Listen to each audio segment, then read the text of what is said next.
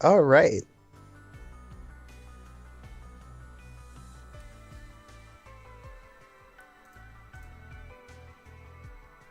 Got it. We are live. Hey, what's up, everyone? David here. Welcome to the Demon Appreciation Podcast, episode 22. I already saw your messages in the chat. Yes, it's been a while, and I apologize, but we're going big tonight. This is a Atlus News Roundup episode. It's going to be a dope episode. We're going to talk Shin Megami Tensei 5. We're going to talk Pearsona 25th. And we have two little topics that we introduced in the last 2 days into this episode, so it should be fun. And of course, I have 4 guests on the show here today. Big return. We have 2 returning guests and 2 new ones, so that should be really exciting. Thank you all for joining me today. I'm going to ask you guys to introduce yourself, and let's go with the order on the thumbnail. So, Pearsona, how are you doing, man? Thanks for joining. I'm doing great. Thanks for having me, David. It's really great to be here with everyone else on here too. So that's awesome. Like as David mentioned too, my name is Pearsona, mainly focused on Persona related content. That's and surprising. having my friends. Yeah, right? I know, right? Who would have guessed? I wouldn't have. Insane. No plot twist. It's just staying in around what we do. Thanks for joining us, dude. Really appreciate it. And then we Thanks for joining, man. We also have Ozzy. You were there I think the last episode you were there. That's how long it's been. Thanks for joining, man. Was that your... Wow. I think Okay. so. Apologies for the waistband, guys. Yeah, but I'm Ozzy, otherwise known as Oziach. World's #1 Morgana fan, as you can clearly tell. Based on where this podcast is clearly going to go. And yeah, I like Persona and SMT. Good series. You're at the right place. You're at the right place. Thanks for joining, man. Should be fun. Should be fun. I also love DavidCast videos. You should totally subscribe to DavidCast. Oh, you have to. Like, Thank right you. now. Much appreciated. We also have VC. How you doing, man? Thanks for joining again today. I'm doing pretty good. I actually been having a pretty good day, to be honest. But things been going well. For those who may know me or may not know me, I cover all kinds of content. I do a lot of live streams on my main channel, and then I have a second channel where all my videos are. And I love SMT, Persona, Kingdom Hearts, even though David doesn't like it, but Kingdom Hearts is great. I like all kinds of games. Xenoblade, you name it. Chrono Trigger is a classic. I used to like Paper Mario, and Paper Mario was good. I'm also a person of hot takes, and every Paper Mario game sucks except Bug Fables. But Well, that's a hot take. I'll just say that. But thanks for, that's me. My name is VCiPz, and it's always an honor. Thank you once again, David, for having me on. We always have a great time, great discussions, and I can't wait to discuss all these topics tonight for the news roundup. Definitely. Thanks for joining again today, man. Always a good time. Thank you. Definitely, bro. And we also have our final guest today, Snarfssoldier17. How you doing, man? Hey, David, I'm doing pretty good. Thanks for having me. So just a little bit of background on myself. I do a lot of SMT content. I'm just wrapping up a Let's Play on Nocturne HD. Big Nintendo guy as well on my channel. So if you like that, come check me out. And it's an honor to be here with you guys. And thank you so much for having me again, David. Oh, good, man. Thank you for joining. So, hey, before we start this show here, I want to say the links to all their channels is in the description below, their Twitter as well, but we don't care about Twitter, so check out their channel. Very cool stuff. They all make great content, so I highly recommend check them out. And yeah, thanks for joining, y'all. Let's get into the topics here. Oh, but we do have, first of all, a super chat from my dude, KingNarukami 45. Thank you, my dude. Much appreciated for the support. Nice. And the message goes like this. Hey boys, I know y'all will probably get into it, but what is your prediction for the September Persona 25th anniversary announcement? You're destroying our plans here, King. I'm not gonna lie, but Yeah. I mean, There's no harm going into it. Nah, definitely not. We can change the schedule real quick. Almost as bad as I destroy Narukami's life points. Yes. Before I keep going though, I do want to mention real quick, for y'all's questions, I have a big section dedicated to your questions that you asked. I received a big bunch of questions on both Discord and Twitter. Thank you to everyone who submitted questions. So I won't be able, I mean, probably won't be able to take some more in the chat here. You can use super chats. Of course, we'll make sure to answer them if you feel like it. But we have a big list to go over already, so that should be very fun. And if you enjoyed the show, of course, a thumbs up always helps. But now, the question here. Anyone wants to go first? The September Pearsona 25th announcement. We know there's going to be an announcement. If I have to give a little bit of context here for those of you who don't know, on the official Pearsona 25th site, there is a little image here, which, let's be honest, it's Persona 4 related. Like, there's a yellow background and there's that midnight channel effect on the picture here. So can we all agree it's going to be a Persona 4 related announcement? I'll one-up you there. It's Persona 4 Arena. Okay, so you're going all in. On the stance. Okay. I actually agree with that. I actually agree with that too. Although, in my personal opinion, I really, really, really want Persona 4 Golden on PS4, so I can do a series on that too. But that's just me being selfish. Now, let me ask you, Ozzy, beforehand though. Why are you so certain about Arena? Well, clearly my omnipotence here is being doubted. So if I have to explain, no, but I don't know. It feels right, kind of in my eyes. Like, obviously, Golden got ported. It could be further ported. I mean, I wouldn't blame Atlus at all. It's like one of the best-selling Steam games ever. Yep. But I don't know. I feel like them porting more stuff over is going to gradually like build up the brand more than just getting like the main P4 out And their there. bank accounts. Yeah. Yeah. So like, and obviously getting main P4. I don't know. As I see it, it's like 75% chance they're porting Ultimax, 25% chance they're further porting Golden. Okay, makes sense. Or maybe it's something else. I don't know. I want to say something. I want to add something on this, though. For P4 Arena, as I'm sure you all know, or most of y'all watching know, I'm pretty sure we're never going to get Persona 5 Arena. So if they bring back Persona 4 Arena, it is their chance to put some P5 characters in the port to make everyone who's asking for P5 Arena to make them shut up. I think it would be a great way to make an easy money, not have to require ArcSys to drop their big projects for a Persona project again. I feel like it's the best case scenario. You put the Ultimax content and the vanilla content, plus some new content, sell it for $60, make it multi-platform, and it's going to do super well. So I think it makes sense. I kind of have a counterpoint to that. Let's hear it, man. You know how Shin Megami Tensei Nocturne HD came out? What big differences were there? You mean in the remastered version?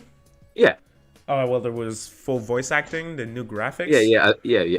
The voice acting is a great addition, but aside from that, a massive one at that. Comparing, I feel I feel like they wouldn't put new characters into it.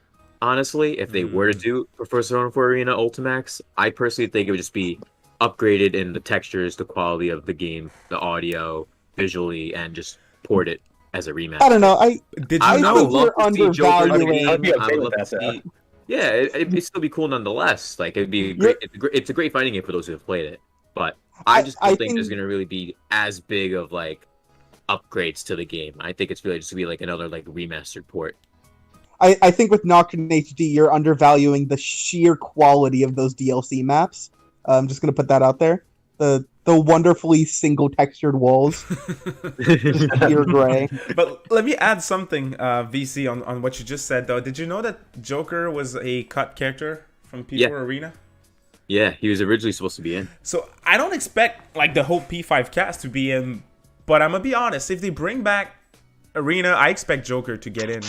Hell, That would be cool. That's what I was thinking too. That would be cool. Yeah, I mean, he's in everything, so he wouldn't require that much work. He's a cut character, and just Joker alone with all the Ultimax content, better graphics, and a multi-platform port, I think that would please the fans. Oh, definitely. Yeah. Oh, Yeah, and KingNarukami also mentions in the chat the frames per seconds drop in Nocturne HD. That was a new addition. It was. Now, before we talk That's a about pretty substantial change. before we talk about Persona 4 Golden, I do want to mention Demicrow with the $5 super chat. Thank you so much, homie. I really appreciate your massive support. Awesome. The comment goes like this: Jack Bros remake for Tokyo Game Show. And if Atlus was given rights from another company's IPs to make a game, what would you want it to be? Ooh, that's an interesting question. I mean, That's a good question. not something that we see too often from Atlus, so So basically, a game being licensed to Atlus. yeah, any type of IP, like, it's an open question, so An Atlus Kingdom Hearts turn-based game. God, please. Just to annoy you, David. Please. They're just gonna make the second remake of Chain of Memories. I mean, that would be one good Kingdom Hearts game. I like both Chain of Memories games, though. I'm crazy, so I do like both of them, like, a lot. Like, it's in my top 5. That's just me, though, and I know I'm in a hot take. Hey, I can respect discuss it. with that. Like, I liked the card-based gameplay on the GBA and even on the new version. I have an idea. So Sorry good. to cut you off, man, but I have an idea for that good. question. There's a lot to say. Demicro, I want Nintendo to get the stick out of their butt and lend Golden Sun to Atlus. Atlus would make a fire Golden Sun game. That is great. You know what? This is a much more like unconventional pick, but a single like idea popped into my head out of nowhere. I haven't even thought about this game in years, and I don't know why, but I was like, this would be surprisingly great. I don't know if you guys have ever heard of the RPG's Costume Quest. It's like, I think it's indie. I've never heard of that. They're like indie RPGs where basically like it's a bunch of kids on Halloween night, and depending on like the costume they're wearing, they have like different abilities and stuff. And I don't know why, I just feel like Atlus could make a friggin' banger RPG in that series. I don't know why that came to mind. Good games though. Friggin' play them. Yeah, I'm like interested now after hearing that. I actually had a weird thought too on if Atlus had hold of another IP, but imagine hear it. Atlus doing like, imagine them doing like Morrowind or something. How weird would that be? Oh my gosh. I'm not sure. That's so different. Oh my god. Yeah. Elder Scrolls. Oh man. How buggy would that be, though? I'm not sure. But interesting pick. That's a unique one. That's for sure. Thanks for the question, Demicro. Much appreciated. Now, other than P4 Arena, you know what would do better? Persona 4 Golden on consoles. Make it multi-platform. PS4, Switch, maybe Game Pass. What are anyone has this as their prediction? Anyone thinks it's more likely than Arena? I would love for that to happen so I can buy the game 3 more times. I have it on PC and I would buy it again on PS4. Yeah, I'm planning to get it on PS4 and on Switch. Because, like, literally, like, it came out on PC for, like, $20 and you pay an extra $5 to get the whole soundtrack.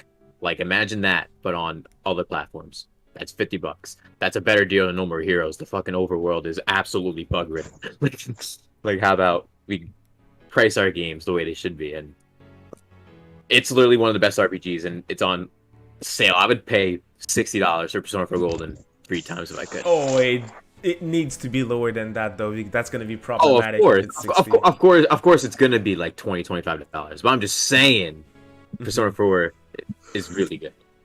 People should play it if they haven't already, along with the rest of the series. I have this big Banger idea. soundtrack too. Oh, yeah. I have this big idea for P4 here for September. Before I drop it, though, I want to hear anyone else. Has anyone else have something to say when it comes to P4 in September? Is it likely? I don't know. It's likely that Marie is the best waifu, but go on. Oh no, that's no. Let's More not get hot into takes. this. All right, so let me drop it right away then. I want to hear what you guys think. I don't think Atlus would drop a Persona 4 Golden port on like the PSN and the eShop for $20. I feel like this is not an Atlus move. So here's what I think they would do. A Persona 4 collection.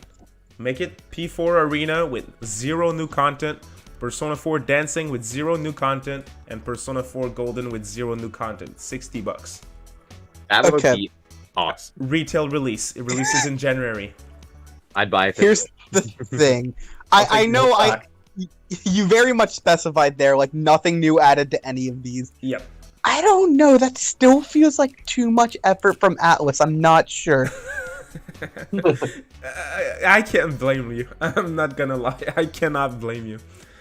But at the same time, it's like, and Atlus is strange. Like they had the opportunity to sell P4D separately, and they just didn't. Which I guess ultimately made them more money. I don't know. I have no clue. It made more people buy Persona 3 dancing and Persona 5 dancing. Yeah. We're talking about the company who dropped a package for Persona 3 dancing, Persona 4 dancing, and Persona 5 dancing on PS4, and the MSRP was $120. Yeah. That's tough. That really is. Atlus be Atlus. I may be optimistic, but to be honest, that would be the announcement that would get me the most excited. Mm-hmm. You know, I never thought about that as a bundle, but like I would be excited for it if it did come out. Though, I'm not gonna lie, anything that they do in September, I think is gonna surprise me. Except if it's what we think for the Arena port, because I'm with you, Ozzy. I think that's the most likely pick. But if they do anything else, they can count me surprised. For real. Yeah. oh yeah, yeah, and I still think the Persona Arena port is most likely. Because even when I think back for Persona 4 Golden, I think one of the major reasons they brought it over to Steam was for accessibility reasons. Yep. And since Arena is like stored away on like the PS3, then just adding that into a port for maybe Steam or another console again, it's just adding to that accessibility option right there. Because now it might be harder to get nowadays. Well, that's the thing, because I could be wrong. Out of all the like games from like 3 and beyond, I believe Arena right now is the hardest to like actively get a hold of. I could be wrong about that. I think it's one of the games that sold the less copies, but it's not like there's not that many people who actually want the game. So you can find it for fairly cheap, no matter on what system you're looking for. Like P4 Golden on Vita will cost you more money than P4 Arena on whether it's PS3 or Xbox if you're a weirdo. I own the game on Xbox, by the way. So I almost bought it again on Xbox, but I was like, I do not feel like it's hard to paying for justify. Xbox Live again just to buy it. Yeah, Not worth it. I got that Game Pass, man. Game Pass, honestly, smooth, nice. Yeah. It is pretty good, but I want to upgrade my PC before I get Game Pass. Like, it's great because I've been getting back into Quake. Anyone who's ever played Quake, you know what I'm talking about. Oh yeah, Mhm. ages ago. The multiplayer is still up, so I've been playing Quake 3 again, and man, this game's so good. Nice. Yeah, Game Pass, man. Do we Hopefully have? we get more games there, Oh yeah, like for maybe sure. Persona 5. Do we have any final words on September and the 25th? Let's not go into the other announcements yet. We'll keep that for later. We're good. You know, this one's a little more far out there, but it could be Atlus using the color yellow. Maybe it's just to throw us off. Because I'm thinking back when they did P5S, we all thought, oh, Persona 5 Switch, awesome, it's happening. Yeah. Plot twist, Persona 5 Strikers came out. What if I the don't know. announcement is just another Persona for a golden anime? Nah. Oh my gosh, no. No. But Please, of, no. but of Arena Ultimax. I will Oh, say wait, that'd be interesting. That's Huh. how I think it would be. an Arena anime would be very out of left field, but I'd kind of be down. I will say regarding the P5S thing, I don't think Atlus's intent was to trick people with that. I think people just jumped the gun because they were like, "Oh yeah, P5 on Switch, it's gonna happen." C's the letter S. Oh yeah, they'll totally name it after the console. Yeah. But yeah, just one of my more out there theories. Maybe yellow is just a placeholder color. Well, that would definitely surprise Maybe. me. Speaking of placeholder colors, that's what I think could be possible for the white color on the. let's logo. not- I think it could. I think not to jump the gun on what we're talking later, but it Yeah. could be a placeholder, or it could be the actual color of what it's going to be. But I don't know. Yeah, we'll get into that later if you'll allow me. Though I want to keep this for later because I'll have some things to say. I just wanted to drop that little tidbit in. For sure, that works. Before we keep going with our topics here, I have a couple of super chats I want to go over. So thank you all very much for your support. By the way, shout outs to 80 concurrent viewers, much appreciated. Make sure to drop a like if you enjoyed the stream. Show that person who disliked our stream some. Show him who's cool. Show him. Yeah, we're worth show something. some love to the stream. Yeah. Show 'em who's boss. Yeah, let's do it. The first super chat, $5 super chat from Peter Parker. Thank you for your support, but much appreciated. Hello, Peter. Yes, sir. Sup, David? Finishing up Final Fantasy VIII, good game, and getting ready to play Nocturne soon. Very nice. I hope you have a blast with Nocturne. I'm curious to hear, is it your first playthrough, Peter? Good game. Good game. Thank you for your support. The next super chat is once again from Demicro, $2 super chat. Thank you for your support, man. Much appreciated. Atlus and Suda, that would be Suda, I assume. Atlus and Suda51 would make a fire set.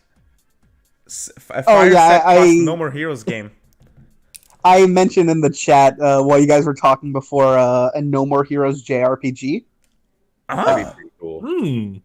Oh, That'd be interesting. Yeah, that's interesting. I mean, No More Heroes has some very good, very good characters. So yeah, it could work. You know, stuff like Travis Strikes Back makes me think about the fact that they could have different styles of games that tackle that world and kind of the characters in it in a very different way. And I'd be fine with it. Yeah, for sure. I think it could work. That's an interesting pick. Huh. Well, thanks for your comment, Demicro. Much appreciated. And our final super chat for now is from One Hook. Thank you very much for your support. And the comment goes like this: if only we lived in a world with Megami Tensei Arena with all Megaton franchises fighting each other. Joker and Morgana versus Raido and Godo. Huh. That would be so cool. I keep talking about this before. I'm like, I'm not a fighting game guy, but put every single Megaton character in one game. Oof. I'm here for it. I really am. That'd be awesome. I wanna, yeah. But so many good possibilities. Could you imagine, like, you're fighting, like, Teddy with Nemesis? That's, like, the interesting combinations. Yeah, I'm here for it. And Peter says it's his first playthrough for Nocturne. That's awesome, man. I hope you have a blast with the game. Banger. Definitely. All right, so let's get into our topics for this video. I want to mention something first here, and I know it triggered some reactions in some of us. Morgana from Persona 5 is rolling its way into Super Monkey Ball Banana. Woo! In October. We got some excitement here. Ozzy, tell us what you thought when that was revealed. I'm ready to spend my $5, please. Oh, yeah, that's right. She's DLC. She's not like... Morgana isn't, like, in the base game like Kiryu is, for example, right? I'll correct you on Morgana's gender there. Oh, I misgendered, just like Keely did, right? Keely did it too, yeah. I was about to say that. Oh. Yeah, I mean, oh, man. It's crazy. I'm curious, though, why is Morgana DLC and not the other characters, not Sonic and Tails and Kiryu? It's so easy. It's so easy of an answer. You think that's... Because they know. Because they know. They know we'll pay? Yeah, like, okay. You think It's this weird balance of... With Sonic, because it's Sega, it's such an intrinsic thing that it's like, if they didn't want to make them all paid, because people probably would have actually got upset about that if it was all of them, then, like, having Sonic as a paid one would have been very anti to a lot of people. Persona is, like, just far enough beyond that border, but just popular enough that regardless of if it's Morgana, for most people it's like, oh, it's the P5 rep, alright, purchase. I mean, Sonic and Tails, though. Well, that's what I'm saying. Like, I know they're more popular. My point is more so Sonic being more so intrinsically, like, that is the face of Sega. If they made that paid, if they made that paid, people would have rioted a little more. And so if they were going to have like a single one or two, P5 is like the next step where it's not as much like big Sega brand, but still super popular where they know people would buy it. Oh, that's completely fair. And I feel like Sonic and Tails, you put them in the base game, that's like a big push for the actual game. While Morgana, if Morgana was free, he wouldn't be a big push for the game necessarily. But if they put him as DLC, it would sell. So I know that's the thing. Putting Sonic and Tails in will sell the game. Kiryu and Beat are insane bonuses, but not like people are gonna jump at. Well, a lot of people would jump at the chance for Kiryu. A good amount for Beat, but not like nearly as many. Yeah. Oh, yeah. P5 just barely straddles that border where it's like, okay, you can get away with selling it. Mm-hmm. All right, guys, real quick, who am I? Joker, God, no. I wanted to mention that for real. I mean, I was like, I know I mentioned that to you guys before, but if y'all didn't see my reaction, I was recording my reaction to Gamescom, even if it was very bad that whole show, because I was fully expecting Joker from P5 to be in Monkey Ball. And when I saw the Phantom Thieves logo, I was like, called it! And then, boom, Morgana. I was like, what? That was just like... And it made sense. So, I don't know. I don't know why I didn't consider Morgana. Probably because Joker is in every game. I felt like Joker would be in this one too, but I don't know. I was feeling like 90%, maybe 85% Joker, and then friggin' 10-50% Morgana. Huh. Like, I felt like there was a chance. Now, personally, it would have been really funny if they continued with the monkey theme and they made it Ryuji, but I digress. Bro. Yeah. I mean, to be honest, though, I saw some complaints online, but I'm glad that there's an Atlus rep in a Monkey Ball game. So Yeah. I don't mind that it's Morgana and not Joker. If I had one character to put in the ball, if I had to choose myself, Jack Frost. Jack Frost. I feel like he makes so much sense. Well, sense, yeah. And he's like Atlus's mascot, so... See, here's the problem. He is Atlus's mascot, and we love him. But the mainstream media knows Morgana more. Yeah. That's the thing. Persona 5, unfortunately, overcasts Megami Tensei as a whole. Kind of overcast most of Atlus itself, which is kind of sad. Because Atlus in general has so many great games. Like if you played an Atlus game, you know Jack Frost. Like, just period. But if you haven't, you know Morgana. That's a good point, yeah. Yeah. But I'm not complaining. I'm just glad there's an Atlus rep. I just think it's funny that Morgana's DLC and not the other ones. I think that's funny. And it's also funny that everyone was expecting Joker, but it's Morgana. I like it. And I'm so glad that Kiryu's in the game. Like, that was like such a cool surprise for me. I remember when I saw Sonic and Tails, I commented on the video, the reveal. I was like, hey, Kiryu and Majima next. Let's go. Let's get it. And we got Kiryu, which is awesome. Majima was too much to ask. I get it. But Kiryu is great. It's a great addition. Yes, it really is. Give me Ichiban. Yes. That's what I'm looking for. Give me Ichiban or what the heck is the name of the guy from Judgment? Yagami. That's what. Man, either would be great. Definitely. I will say I did just remember in regards to like the announcements for all of these.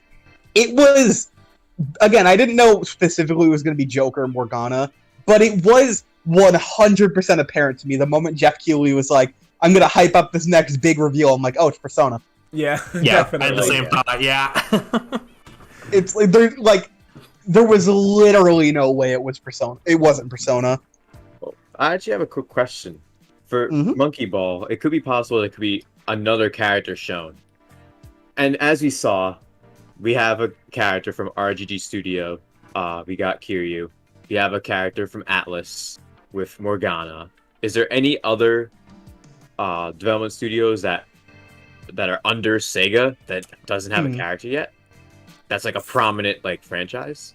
Ooh, I can't think of one. Maybe like I'm not sure if Phantasy Star, but like probably not Phantasy is Star. Is Billy Hatcher in there yet? Billy Hatcher would be fantastic, but they forgot Billy Hatcher existed after the first. Oh yeah, more people know Jack Frost than Billy Hatcher. Yeah, but he would work. Another Sega character that would work is Knights. True. I was thinking that too. Yeah. True. People were actually guessing Knights a lot, so I can see that one happening. Now, would that one be $5? Yeah. Probably. Yeah. Yeah, I feel like that series has like a lot of support for it. They'd be willing to pay. Oh, yeah. It's just a like at this point they can't go back to another free character. It would just be weird after like you have like 3 free characters and then 1 paid and then you go back to free. That doesn't really work in my mind at least. So no, J-Cat Bayonetta wouldn't fit in the ball. Her butt's too thick. Sorry. They'll make Bayonetta it would be work. weird. Oh man, That's like if Joker was in Monkey Ball, it obviously in my mindset when I imagined it would be the Q2 model, something similar like that. I It wouldn't mean, be like the full that's- Joker, like how Kiryu isn't the real Yeah. Kiryu. You know what I mean? That's what we were talking about, but it's like if Kiryu's in, I mean, anyone can get in at this point. They can make it work. So You know what? Give us Ryu from Shenmue. that'd be cool. Ryu. What? Interesting. This- Yeah. Give me Yeah. the SMT5 protagonist. Let's get it. Marketing push. Please. Oh man, that'd be Give me Chibi, but make sure that the hair is just as Yes, well as animated glorious. as in the main game. Yeah. Love I it. mean, Going back to the price point though, like $5 is like not terrible because that's something that you can kind of like not regret spending money on. Like if it's good, it's only $5, but if it's bad, it was only $5. So Yeah, kind of Plus like microtransactions, right? the game has so much value too. It's like $40. There's like 3 Monkey Ball games in it. Yeah, so it's like totally worth it because it's only like $5. That was- it's when you have to pay for like 4 more characters where it's like, oh crap, now I've paid for more than $60 worth of Yeah. game. So It's like like I think 5 is the definitely good. I do agree with that. yeah. It's just I pre-ordered it when they announced it, so I mean, I'm good. I'm getting this game. That's all I need. I have a $2 super chat from Demicro here saying, now all we need is Monkey Ball in Smash Brothers. Please We're- give me II. We're moving I think it'd from be an Smash. interesting. We're in an age now where Monkey Ball reveals are the real deal. Yeah, I mean Oh, yeah. we've got Monkey Ball and what is it, Nickelodeon All Stars. Oh yeah, that's right. Oh yeah. You know, I made a tweet a little while back where I was like, yeah, once the final Smash DLC ends, like all those channels are going to like run out of content and die. And I was laughing because the other day I looked at some of those channels and they literally were doing Nick All-Star speculation. And I'm like, well, I guess they found their solution. Right. Well, let's be honest here though. CatDog and Reptar are beasts. Who would That's not wanna kinda play them huge. in a fighting game? Mhm. Like Utter toast, man. and it has rollback netcode. Like, come on, what are you doing, Nintendo? You know, I'm glad that the people making this actually have like a passion to make a good game. Yeah, they've made some good games in the past too, like Yeah. fan games and stuff too, that are really good quality. So people should give it a chance when it drops. I'm Oh, surprised yeah, for sure. Nickelodeon gave them a chance, just because like Nickelodeon is such a big brand. Like the fact that they would do that is pretty cool. And they have April from Teenage Mutant Ninja Turtles coming through, and she's also in the new Teenage Mutant Ninja Turtles Shredder's Revenge game too, which is pretty crazy. Both of those.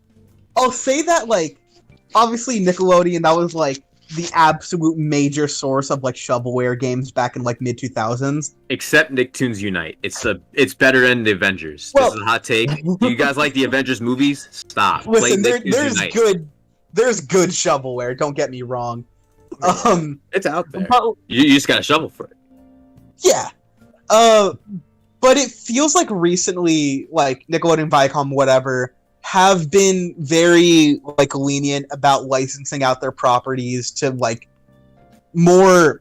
I don't know if I'd inherently say passion projects. It might be, but like, I guess stuff that has real heart to it. Right. Despite what you think about, I guess, like the Battle for Bikini Bottom remake, like that's definitely something like that's just pleasing the people who actually cared about that, regardless of if it sell. Yeah.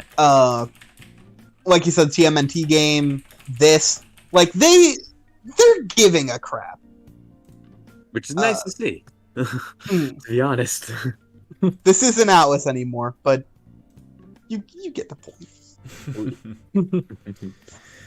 Now, I think we are ready to move on to our next minor topic that I want to talk about, being that today, Atlus and Sega announced that they're going to be at Tokyo Game Show 2021.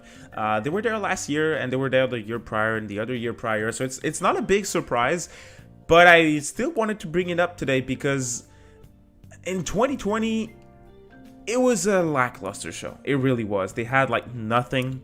They announced that they would bring back Virtual Fighter at some point, which, don't get me wrong, that's cool, but they were like a 15 seconds teaser. It really was underwhelming. I streamed the whole thing. That was like 5 hours or so. and there was nothing. Sorry, we got that same SMT5 trailer that we got in July of the year prior. Oh, You know what? yeah. I remember that. I remember watching it because I streamed it too. And by the way, Tokyo Game Show is better than E3. I'll just say that. It depends on the year. And- Depends on the It year. definitely depends on the year, but this year it's But- already better. I think this But- year's gonna be. I think this year's gonna be pretty good. Me too. If I want to Because start like with last a year quick, when that happened, I was shocked. I was Yeah. so shocked when I saw that because it's like you're really gonna show the same trailer from July? yeah. What? To give a quick introduction, for those of you who don't know, Atlus being an Eastern company, they show their stuff. They show their big stuff at Tokyo Game Show. And I'm going to start with my kind of like early prediction for Tokyo Game Show and what I expect at the show. I expect a full blowout for Shin Megami Tensei 5. The game's going to come out 2 months after the show. So I think that's a given. But after that, I don't know if you guys remember, but in December of 2019 and also in December of 2020, they promised that we would get Project Re Fantasy news in the upcoming year. Now in 2020, That's what they always say. Exactly. In 2020, they did not deliver. Pandemic, okay. 2021, I think we see a trailer for Re Fantasy, a small trailer for Re Fantasy at Tokyo Game Show. You know, I don't know. I want to believe, but I don't. Yes, that's how I'm feeling too, Ozzy. I want to see it so bad, but it's like the Donda album. We're never gonna get it. yeah, we're gonna show you Re Fantasy. All right, we're gonna show you it next month. Okay, Yeah, wait, I'm still literally. locked in the stadium. I'm just kind of like it'll be ready when it's ready, kind of thing. Yeah, Yeah, but I agree with the SMT5 having a huge presence. When does Lost Judgment release? Because I think that could have a September. presence too. September. Oh, okay, yeah. Because isn't it October 1st to the 3rd this year for Tokyo Game Show? I I recall. That's didn't the write date. down the date. I'm not sure. Yeah, because I think this year it's because last year is like September 23rd. It's like that week, but instead I think it's gonna be October 1st or 3rd. Last time I checked. you know, Oh look, it's I'm- the guy who loses every duel with his blue eyes white dragons. Tony Hollows. oh man. Listen, I'm gonna judge my guesses about Tokyo Game Show based on empirical evidence, based on my own experiences. So I believe we're gonna get there, and they're gonna show off a gameplay demo of Catherine full body, and then they're gonna leave. I'm here for it. Oh my, that was the worst. I Hey, remember that. KingNarukami, what's up, man? How y'all doing tonight? Thanks for Dude, joining. great. That was Good. Oh, of course. Doing unplanned, good. but I appreciate you being here. That's cool, man. We were talking Tokyo Game Show. Any other prediction? Anyone else? We I know was SMT5 hearing y'all gonna talk be about it there, right but- before I go on. Yeah, definitely. SMT5 is going to be on TGS, but I remember it being such a disappointment last year because I was literally streaming it on my commute to work and everything, and all they did was like do some like virtual fighter or something reveal and show the same trailer again.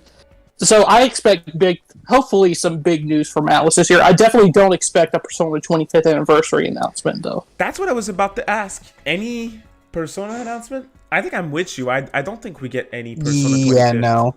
I feel you. Tokyo I Game agree. Show. I don't expect much. I expect a lot of SMT5. But other than SMT5, I don't expect much, to be honest. I think they're gonna handle Persona on their own separately. In that, nah. Yeah, definitely Yeah. outside of Tokyo. I don't think that we see any Persona 25th in October or November. That's just me.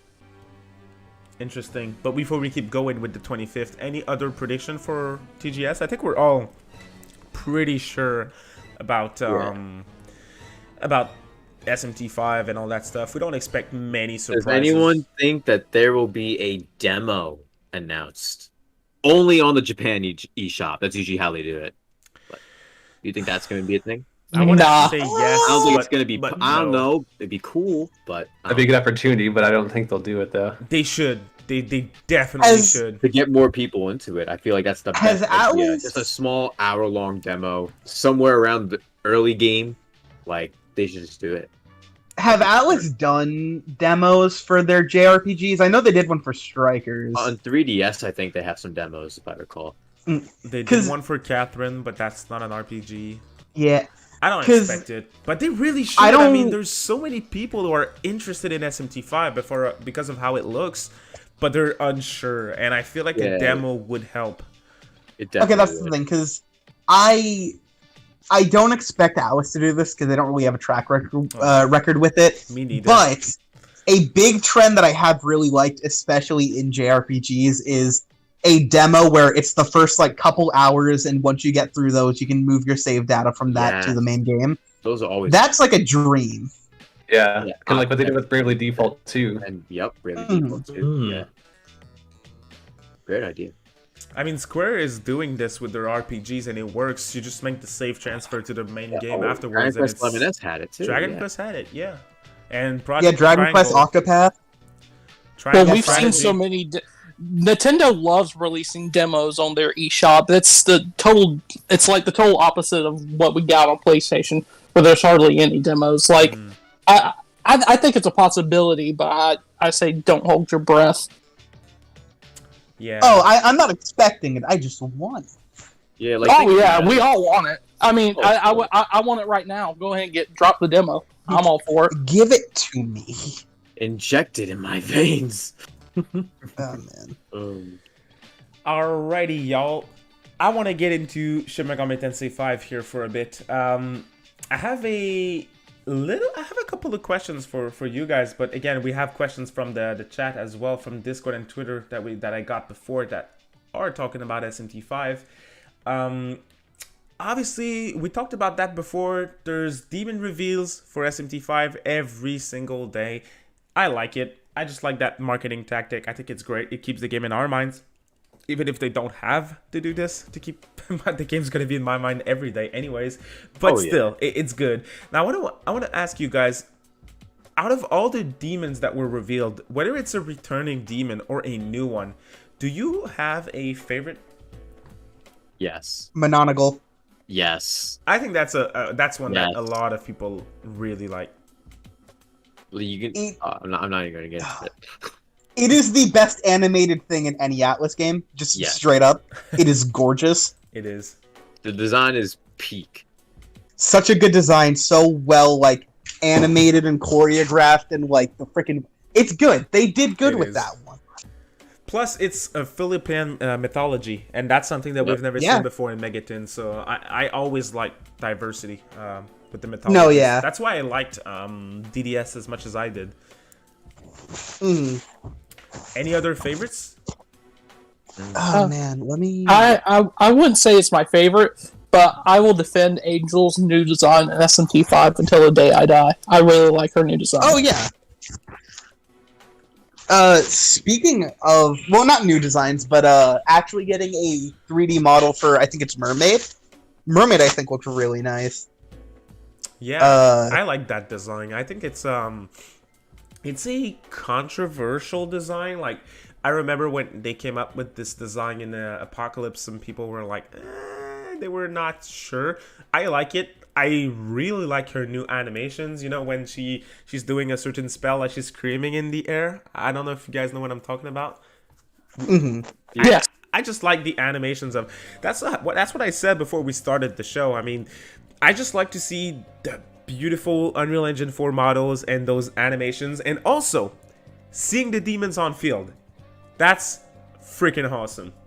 That Oh, really it's so is. nice. Yeah. Massive shout out. I know I said the demons here, but the new character designs. Oh my man. god. Any favorites? Ah, Straight up. Well, because I know there's a lot of people who think the designs are boring. I think they're really nice and creative for what they are. It's the simplicity that makes it stand out with their designs, in my opinion. Man. I like all of them, to be honest. I think they look awesome. That Betel trailer that we got, oh my god, like such a good package of like characters and The music. graphics are so clean well. too, though. Yeah, Yeah. Anahito looked pretty good too. yeah, for real. There's Fionn. I really have a hard time pronouncing it. I think it's pronounced Fionn McCool. Hell. Oh, him. Yeah. The guy with the funny word in his name. Yeah. Every single time that I try to pronounce it, I get corrected. So sorry for my pronunciation, but really cool design. Vela in the chat just mentioned something interesting though. Waiting for Krishna to show up. Bruh, 100%. I want Krishna to come back. I love that design in Apocalypse. I want to see Krishna. Yeah. And, I don't know what role he would have in the story though, so we'll see. We all know who the best demon is, though. Overall, across all of SMT. It's Mothman, baby. Woo! The Moth. He looks great. My go. Literally the goat. Muito. Yeah. Cool demon. I would still take Yoshitsune, but that's me. Yeah. Yeah, that one's good too.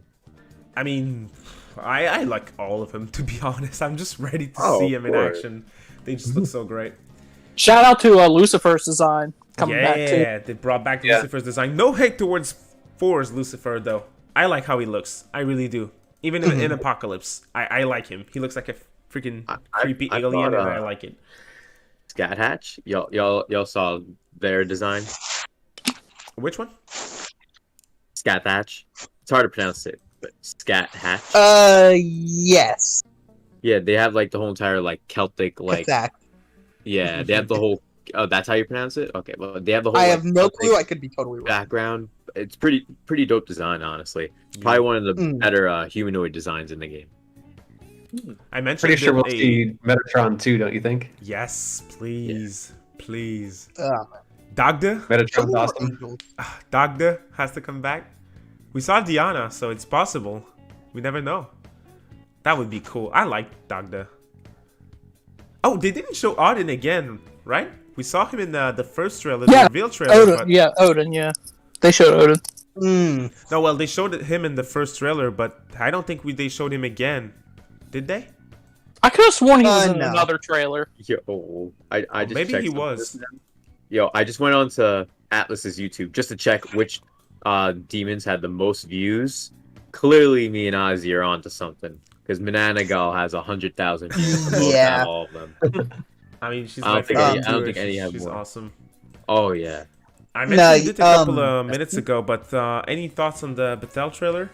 To me, what really hit me is just the general presentation, but the music, god damn. the music's good. Yeah, The, went pretty the hard. thing that's personally blown me away through every single trailer has just been every time I think the presentation can't get better, it does. Yeah. Because like initially we saw those like really nice animated like cutscenes, and we're like, oh, so there's gonna be like maybe like a small handful animated like this, and then the rest will be kind of like static camera, characters walk around, talk to each other. No, that's how basically all of them are animated, at least as far as we can tell. Mm-hmm. Like, at like worst, it might be a 50-50 split, but I think it's, I don't know. It looks good. That game looks gorgeous. Definitely. I'm ready for it. I mean, it's one of the best looking Switch games by far, in my opinion, and I would just say the best. I'd just say the best. I mean, can't think of anything else. Astral Chain is like right there though. I mean, Astral For Chain anyone who's looks played it, good. still yeah, looks but the good. character design are really boring versus SMT. To be Well, the honest. protagonist, of course, the protagonist looks boring. It's basic. You have to customize it. Yeah, but even the Imagine other you ones could around customize him, an albino, get highlights in the hair, make like fingernails. Like that'd be cool, but like that's not gonna happen. The protagonist y'all see is part that- of an integral story. Like in Astral Chain, it's like you literally just customize your own character. It's kind of different in that regard. Did But, y'all see that guy on Twitter that said that SMT5 looks like a 3DS game? Oh, Yes, that's I really did. I want to know what the heck games they're playing on this 3DS, because those sound sick. Yeah, Yeah, someone, I mean- someone replied to like, what 3DS are you playing on? How can I get that? Dude, when you're saying RPG, 3DS in the same sentence, the first thing that I think about obviously is Megaton. But other than Megaton, it's like freaking Dragon Quest VIII, a PS2 game, and that thing is rough. It really is rough on 3DS. It's Yeah. like it's crusty. It really is. Like, listen, they if you had really to want to squeeze- go. Go ahead, Ozzy. Go ahead, man. Well, I was gonna say, I think an even better comparison. It's not a JRPG. I mean, I guess it is in a sense. I think the best comparison you can look at is Xenoblade on 3DS. Ooh, Freaking that thing. yeah! that looks disgusting. Nothing less. Like they tried. Yeah, but that's all they did. Yeah, it's they did not awful. succeed. Nah, they did not. I'd rather play the Wii version. Oh, who wouldn't? I mean, yeah, Oh the my God. Switch version, but even the Wii version is like way better. But at least they did it. So, Dragon Quest VIII is a viable port. You can play that on 3DS. It's playable, it's decent, and you'll have a great experience. But Xenoblade, Yeah. oh my god, I don't recommend it. I really don't. Oh, you know what we haven't talked about?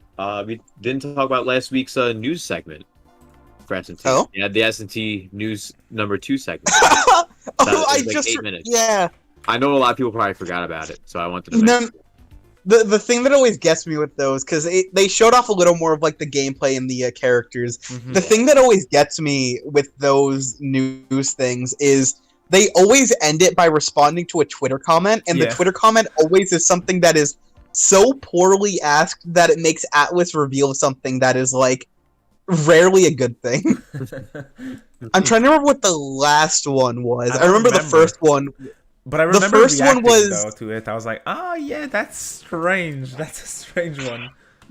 The first one they did, it was, I remember that one specifically, someone being like, will we have DLC for Right, SMT5 yeah, akin to SMT Nocturne HD? They had to specify that, and Atlus very, very excitedly went, yes, just like SMT Nocturne HD, and that scares the freaking living hell out of me. Isn't that Atlus though? That's just Atlus right Yeah. there. Yeah. The second one was even more shocking, but I don't remember what it was. I'm gonna look this up now, actually. I'm freaking curious. I want to know what the presenter's ad is, because she kind of cute. That is I mean, she was at Tokyo Game Show in 2020, so Yeah. it was such a boring show that when I see her, I think back of that 5-hour stream, and I'm like, oh man, I'm not sure.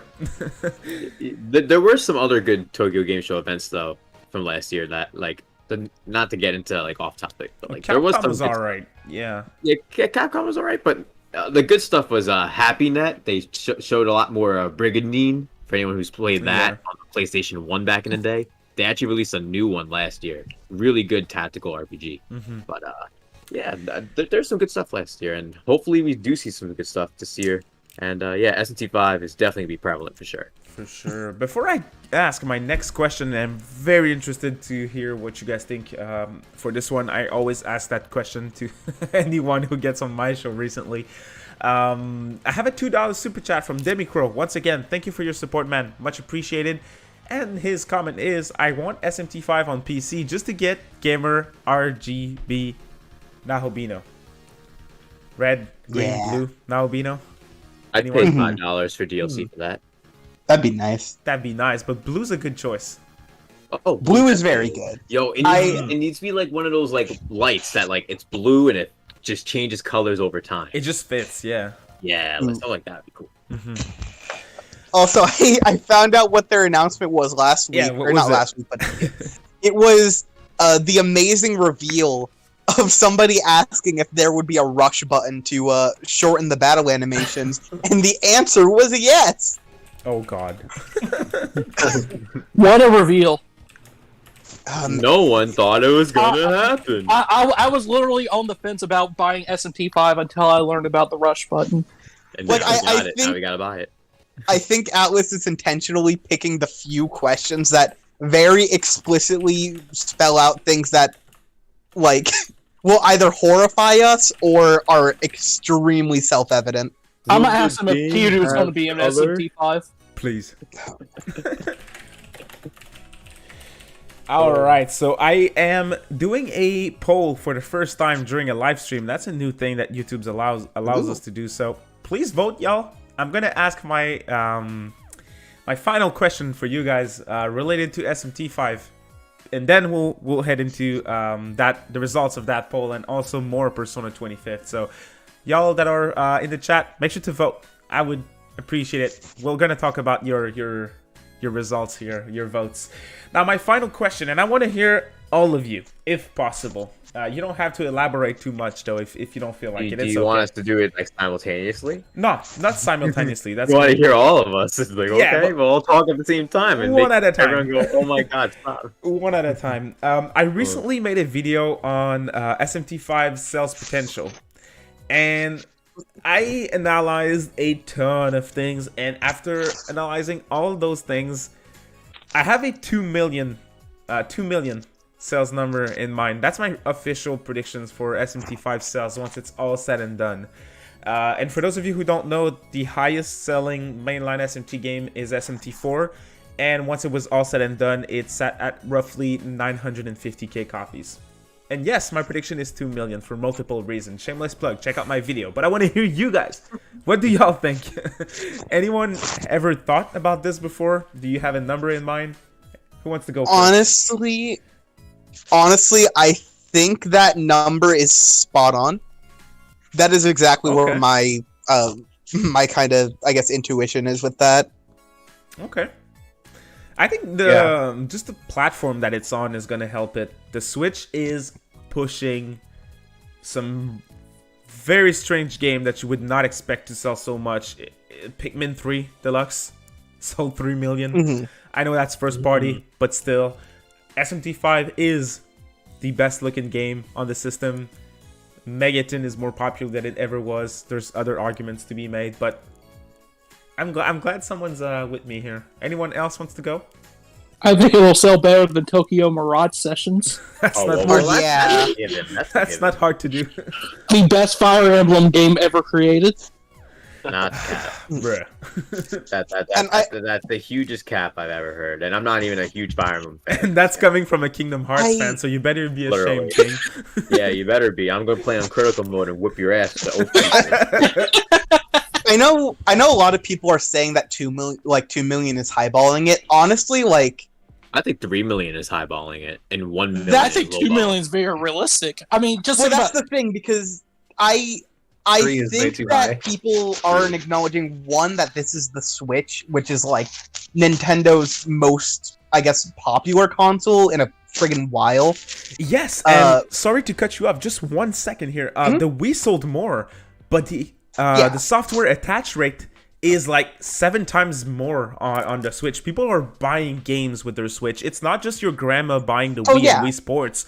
People are owning, I think it's like average 7 games per console. That's crazy. No, yeah, the attach rate is the crazy. The Wii was like a commodity, while the Switch is a console. Exactly. And beyond that, we are living in a post-Persona 5 Atlus world, so Atlus is a much bigger name on the map than they were prior. Absolutely. Not to say they didn't have a following, but like, they are no longer the niche. Mhm. Yeah, they're going mainstream after this one, I think. Don't forget, y'all, that SMT5 came out in 2013. And in 2013, that was SMT4. pre-Persona 5.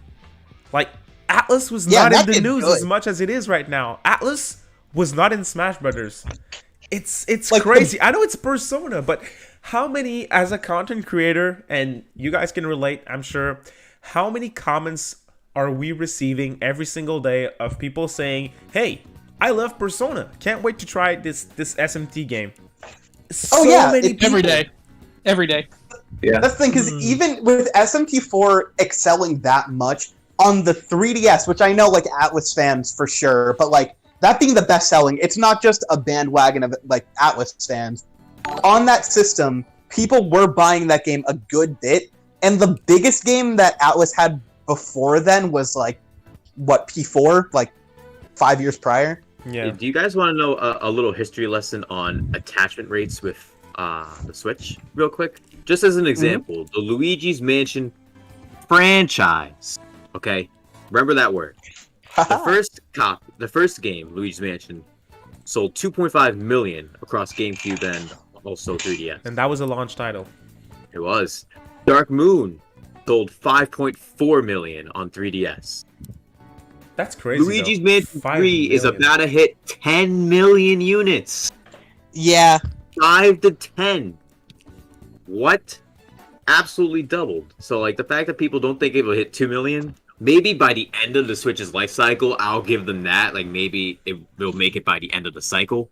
But come on, Yeah. like You it also have to definitely has consider the great game, by the way. opportunity to hit 2 million. It's got to contend with Metroid too, though. Oh yeah, Metroid. Oh, man. Yeah, that's a very good point. Metroid is Who's going ready for the to best-selling Metroid game? definitely. Oh, I'm Metroid's sure. definitely gonna sell, but I don't think those are what's competing. Like what's really competing, and we gotta be honest here, because it's releasing the same month, and I'm not buying it. I'm buying SMT5 because SMT5 is a real RPG. Brilliant Diamond Shining Pearl is releasing. About Oh, those are gonna sell well. and those are gonna Oh, yeah. sell 50 million units by time we hear March 2022. We're gonna hear like 15 million. Pokemon always sells good, no matter what. Yeah, literally, like they're just recycling an old game, and they didn't even do anything to make it look good. Like Sounds like Also, Pokemon. I do want to say there is a good chance, on the note of something prior we said, Metroid Dread might be the best-selling Metroid until Prime 4 releases. Yeah, Oh, it I will agree. be. Sure. It will be. definitely. Most Metroid games barely sell. Shoutouts to Which One is Hook once interesting. again with the $5 super chat. Fellow Canadian, thank you for your support. Much appreciated. No comment, but still, thank you for the support. I want to give a quick comparison with a game that we can actually compare to SMT5 because it's a third-party RPG that when it released on Switch was exclusive. Octopath Traveler sold 2 million copies before it went to other systems on That Switch. was a shock. Like, that game got a lot of renown when it came out. The thing that was surprising about that game that even blew Square away, where they like quickly ran out of copies, is they severely underestimated how that game was going to perform. I'm guessing they were projecting like maybe like 400k, 500k if they're lucky. That hit 1 million in like a month. Something like that. It was ridiculous. It really did well, and it's crazy you mentioned that because I kind of forgot, but you're right, it completely sold out everywhere at launch. Like, you couldn't walk into a Best Buy, there was no copies anymore. That threw me off too, because that was a game where like I had been seeing like, oh yeah, this game's coming out, whatever. And I only played the demo for it, I think like 3 or 4 days before it released, and I was like, oh, I love this, I'm gonna buy it day one. But people weren't really talking about it, and the day it released, it was just like, bam, everywhere. I'm like, what the heck just happened? So I feel like the game has potential. I want to hear more numbers. Anyone out of you guys want to give a prediction? If we're gonna be like super accurate, I'll say like 1.4 million by the end of 2022. Oh, Maybe okay, 1.5, maybe 1.4. So VC, I was actually about to spout about the same number. I don't know if it's a fair comparison, but you know, Persona 5 Strikers sold what 1.5 million copies, I believe. Across 3 platforms, though. Right. But here's the thing: with Nintendo's marketing, I mean, they're going to market this thing better than Atlus ever did with Persona 5 Strikers. Well, I can see if this we hitting go off 2 No More million Heroes by the end of 3's the marketing, I'm not so sure. I mean, Dude, I'm hearing about that's No More an Heroes 3 indie. everywhere. Like, okay, it's not that like Suda is an indie dev, but he's a quote unquote indie dev in how he works on stuff. So, and also No More Heroes is a lot more niche of a property than something like SMT. Like, culturally, maybe SMT is niche, but like in terms of what the actual games are, they are JRPGs. Well, Suda games are Suda games. Yeah. They're complete. No, I mean, you can say that Megaton is niche, but No More Heroes, the series, did not sell 14 million copies worldwide. I mean, that series embraces how niche it is. Exactly.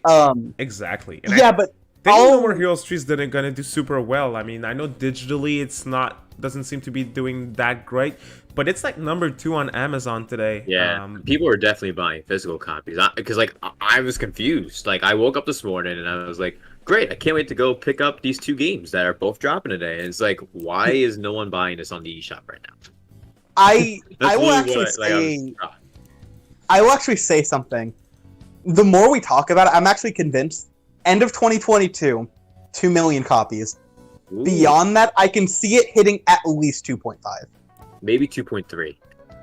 I hope we're onto something, though. I want this game to 2.4. succeed.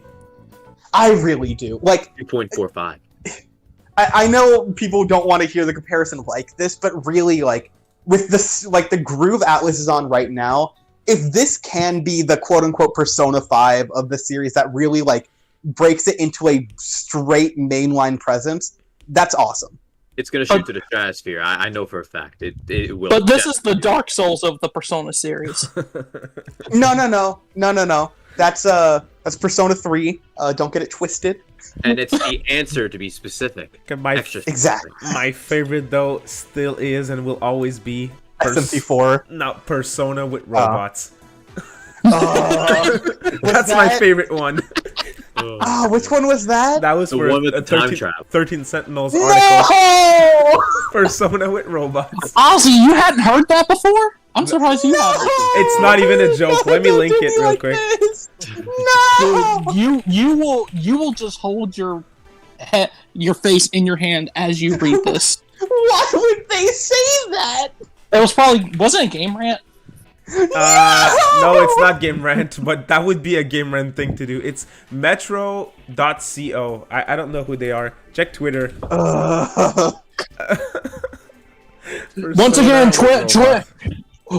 Twitter just proving that's a sack of shit. All right, so I wanted to bring this up real quick, but that was an interesting talk. Thanks to the 80 of you all who voted on my poll here. The poll is, in September, Atlus will reveal Persona 4 Golden Consoles port, 49%, Persona 4 Arena, 26%, and Persona 4 Collection, 26% again. Ooh. Interesting David, results. David, would you mind, I know y'all were talking the Persona 4 port earlier while I wasn't here. Yep. I just really want to say, I have been dying for this release ever since they put this game on Steam. Persona 4 Golden wasn't the most successful at the time. I had literally had to buy a PlayStation TV to experience it, and that was expensive as hell. But the fact that they haven't released it already as a port on consoles is mind-boggling to me, that if we don't get it as the first announcements, some people will go, oh, that's a boring first announcement or something. People have been clamoring for this. Not everyone plays PC games. Yeah. So but it makes the most sense. Listen, I said it earlier too. Like, I am going to be buying it on the Switch and on the PlayStation, but playing it on PC, man, there's some good stuff to it. And the game looks really, really clean. Really clean. Like, when you're playing. I will say like, this, VC. 4K, I will say this, like, VC. I never play on my computer. The only way I play on my computer is I got a Raspberry Pi and I just got a Steam Link in, and I will be playing those games on my TV, not sitting down on my computer. Back 4 Blood, that beta that dropped. I've been playing Roller Coaster Tycoon 2. I've been playing Tekken 7, Saints Row 2 after that horrible Saints Row reboot. Like, I play. Let's not talk about that. And Final Fantasy 13, which is very underrated. I don't want to hear any BS about that game. It's very underrated. What did you say, 13 or 14? I think you said 13. Yeah, 13. Okay. It's the only Final Fantasy I've played. My girlfriend loves 13. The game looks amazing. If anyone's like played it, it's a game from the 360 PS3 era, and if you play it on PC, it literally looks like it's from the current generation.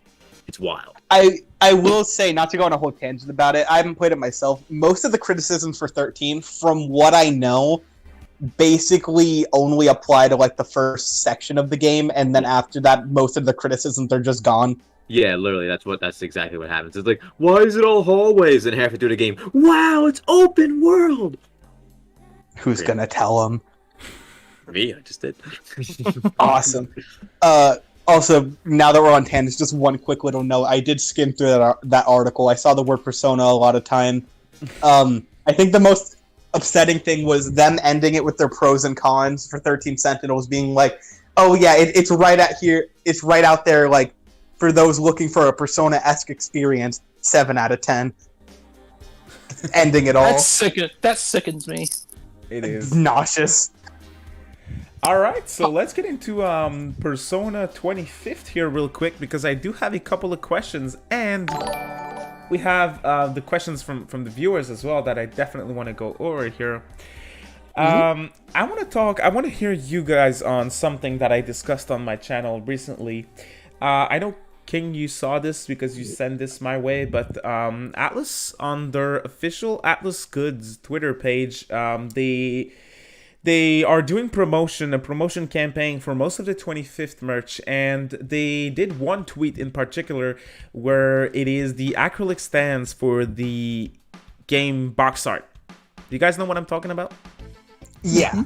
And in that particular tweet, there's 2 secret acrylic stands that we don't know what they are. We saw that before. That's old news. But what they said in the tweet, if you translate it, I think it's interesting. I know it's Google Translate, so it's to be taken with a grain of salt. A lot of people told me this in my video. I should have made that more clear. But what it says here is, if I use the translation from Google, it says Persona 25th Anniversary Goods Reservation now accepting. 2 of the 11 types of series poster style trading acrylic stands are secret, being the 2 ones that we can't see. And then this is the interesting part. They say, furthermore, one of them is a valuable design that even Persona fans may not have actually seen. So that clearly is Persona 6. No biggie. But that implies that the other one is a design that we've seen before. So it lets us speculate that it's possibly a remake. That was always my assumption, was P6 and a remake. I had a period of time where I wasn't even sure if it would be P6, because like it would be surprising if by the end of like this hype cycle they actually had the box art to display. If they do, awesome. But yeah, otherwise, I don't know. I want my P1 remake, please. Yes, that's what I was about to say, because I've been wanting a Persona 1 remake or a Persona 3 remake, because 3 needs it. But Persona 1 being remade from the ground up would be incredible. And if they did it for 3 too, that'd be even better. Because they're gonna drop that first-person dungeon crawling, and I don't want them to drop it. See, I don't care. No, but see, here's the thing. Like, I think there's a way you can integrate that first-person dungeon crawling, and then when you run into a demon, you run into an enemy, and it then goes into the new gen of Persona gameplay. So you still advance through the dungeons first person, because I like that kind of gameplay too. I like the old school Phantasy Star games. I hate the online ones, but that dungeon crawling style is not necessarily outdated, but like it's something that if it were to be repopularized, this is the best opportunity to do it. I want to say real quick, and I mentioned, I think this is even what most of our conversation was last podcast I was on with you, David. Mm-hmm. I get the people who want a P3 remake, and totally your prerogative. I get it. Good luck to you. But a lot of people's reasoning is either one, they go, "This is the FF7 of Persona games." No, it's not. That's not how that works. Yeah. Yeah. But second, and people Atlus go, would never do an FF7 style remake. Never. I don't want that for P3. Well, Persona also, 3 I was is gonna like say, the Final Fantasy 1. Well, because they're going like, "Oh yeah, it's the big classic," and I'm like, "No, P3 is not the big classic. That game did not, like, that game was not big. It was not. Like, maybe relative for Atlus, but not even close. P1 was their best-selling game until P5. Mm-hmm. But like, crap, what was I gonna say? Yeah, the other point is, a lot of people go, "Oh yeah, P3 has so many issues, they need to remake it," and they know that. I'm like, that's not why games get remade. Games get remade because they know people like them. If all your points are, this game needs to be fixed, they're not... A remake they're making... Well, most likely wouldn't have fixed those issues. Exactly. That's my point. It's like, if you do a There complete remake, you're not going to fix the issues that people that are enjoying the game but not the biggest fans, like me, for example, you're not going to please me. And you're also not going to please the massive P3 fans because you're going to change things. So you won't please anyone, basically. Well, the problem is they already ruined it. Like, I'm not going to say why, but if you play Persona 3 and also the answer, they already ruined it anyway. Let's be honest here. Can I just say something? I don't think it's going to be a remake, but if you look further into those acrylic stands, you'll see that there's an original Persona 3 acrylic stand and a P3P acrylic stand. There's no FES, so what they're going to do is probably remaster FES. Just saying. yeah, if they do that, that's fair. I'm just saying people want a remake. Yeah. People want a remake that fixes issues in P3, and they're not going to. That's just my little stance. I mean, we've seen P3 FES's design before, so it kind of fits with the only one of these you haven't seen before. So I just speculate that it's Persona 3 FES remastered. No, that's fair. Just to quickly push my P1 remake agenda just for a tiny little bit. My big thing between 3 and 1, and I get the reason why people want 3 remade. I don't think anything about the presentation style of 3 harms the storytelling at all. Like, pacing, that's different, but that's something they had in their control. On the flip side, P1 has a really good story that, due to how it's presented, falls so flat half the time, which is really unfortunate. Not wrong. Because, like, the first death you see in that game, if it had proper character sprites and proper framing, would be really impactful. And in reality, you just see one of the characters with the most stoic expression going, "No, don't die! No, you can't do that." To be fair, it is a PS game. No, I'm not doubting it. My point is, like, I'm not blaming the game for that. It would benefit from a remake more than exactly. Yeah. Right. Yeah, I 1000% agree. It is the only Persona game, in my opinion, that needs a remake to, like, convey the story as it was intended. Because P2 does it fine. Oh yeah, P2's fine. Agreed. P2 Before we keep does going, I'll just take a quick second here.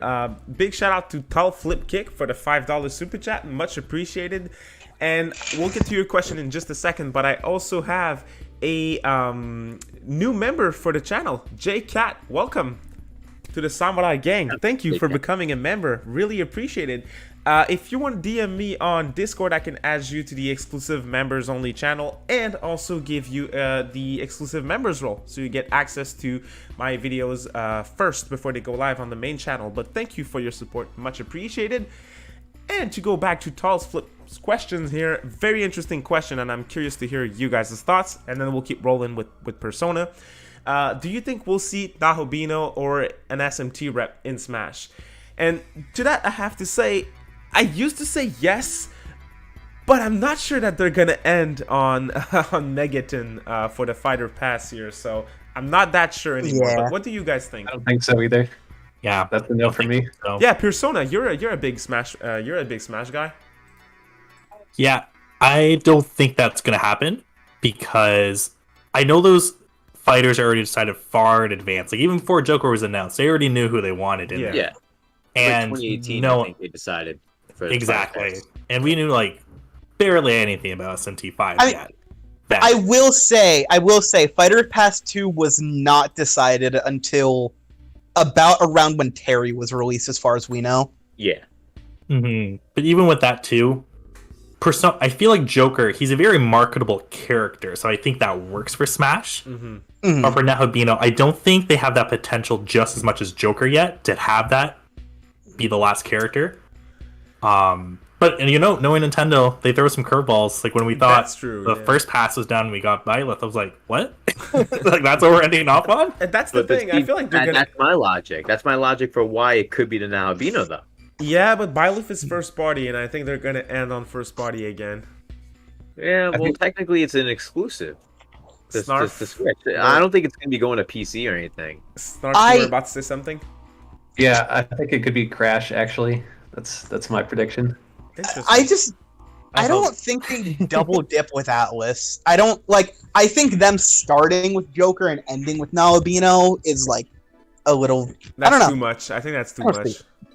Yeah. Like they're not besties, Nintendo and Atlus. They're not Me and the besties. Like they used to. I mean, I don't know. I'm confused. I don't know what you predict anymore. I wanted Yakuza, a Yakuza rep, Majima, but that was never gonna happen. So Kiryu. I know that we have villains in like P5 or not P5. We have villains in Smash Bros. Who literally are murderers.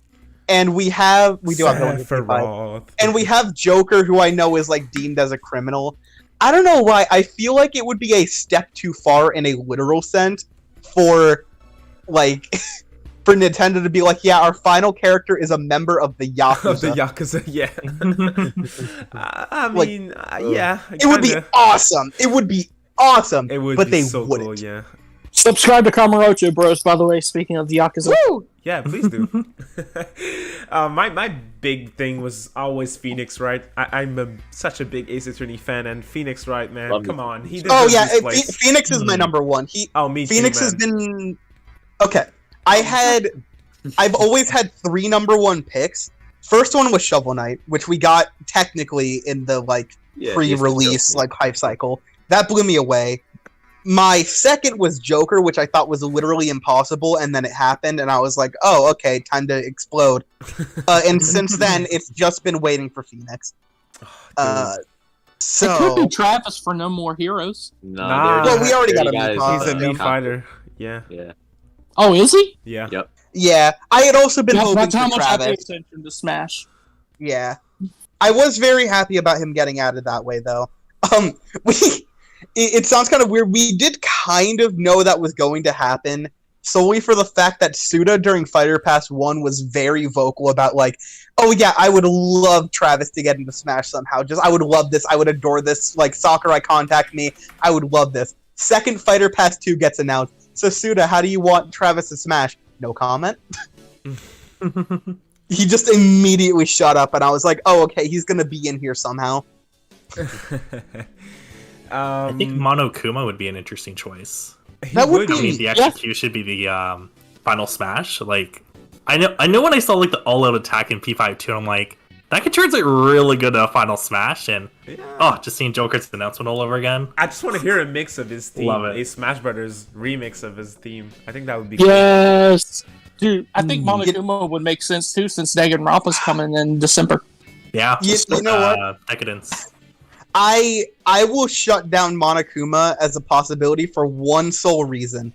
And it's because knowing Sakurai, if he put Monokuma in, he wouldn't be able to help himself from making a unique final smash of him using his final smash on any character. So they would all get like some form of unique execution. And that would be way too much. Yeah, I don't think he would be able to help himself. That's a solid point, yeah. Too much potential. Yeah. Just give a lot of options for the spirit board though. That's I don't know, because that sounds like a stretch me saying that, but then I think about they're like, oh yeah, we added Steve. We completely recoded every stage in the game so that you could place blocks in them. Yeah, but he's like the biggest gaming character of all time at this point, so that was fair. Yeah. Monokuma's far from why, that. Why are we in this timeline? What? Not wrong. Sakurai But let's nuts get But back to Persona real quick, I do because have something I want to mention about that, because going back to, like you said, Persona 3 or Persona 1 being remade, I want to talk about what good could happen if Persona 3 was remade. For one thing, the very obvious thing, you'd be able to have control of your party in this version, which Lanux also mentioned in the chat, which would be great. I think if they remade the game, they could possibly have better utilized save points across Tartarus, because for those who played Persona 3, the vast majority of the save points don't make it so you could save there and stay there, and because you can't go back and forth between every save point, only a few specific ones towards the top of every floor. And I feel like if they were to remaster the game, they would have to fix that to at least make Tartarus more tolerable to go through, along with the element of being sick. I know there's people who do like that element, like, oh yes, my character's sick, so I can't go in Tartarus. And the best part, I can't even do my social links because I don't unlock them until the end of the game. Yeah, like, no. We need to be able to unlock the social links earlier, too, as well. Yeah, for sure. Because, like, those are things that make the first half of the game feel kind of barren. Once you reach the halfway point and you know when you do, that's when things really pick up. A remaster could fix all those issues, though. Yep. That's the Exactly. thing. I will say regarding the controllable party, I am totally down with that under one circumstance, which is if the game is actually rebalanced. If not, then I don't even care. Yeah, That's because the point. and it like, has to be an people option. will- It has to be an option too, because those elitists are gonna cry if it's not an option. Well, that's It'll be an That's the option. thing, because people get so freaking like they get very high and mighty about like all the things P3P does well, and like that game is cool. P3P has a lot of cool stuff, but I don't think like Controllable Party salvages that game because it's not designed around it. Meaning that game is friggin' easy as piss, and not in the fun way. It's just kind of boring. Good It point. does have a very easy difficulty. Like it's designed around you not being able to control your party members, so they would have to rebalance it. Designed around staying as a visual novel, because let's be honest, like it's kind of Yeah. like a visual novel.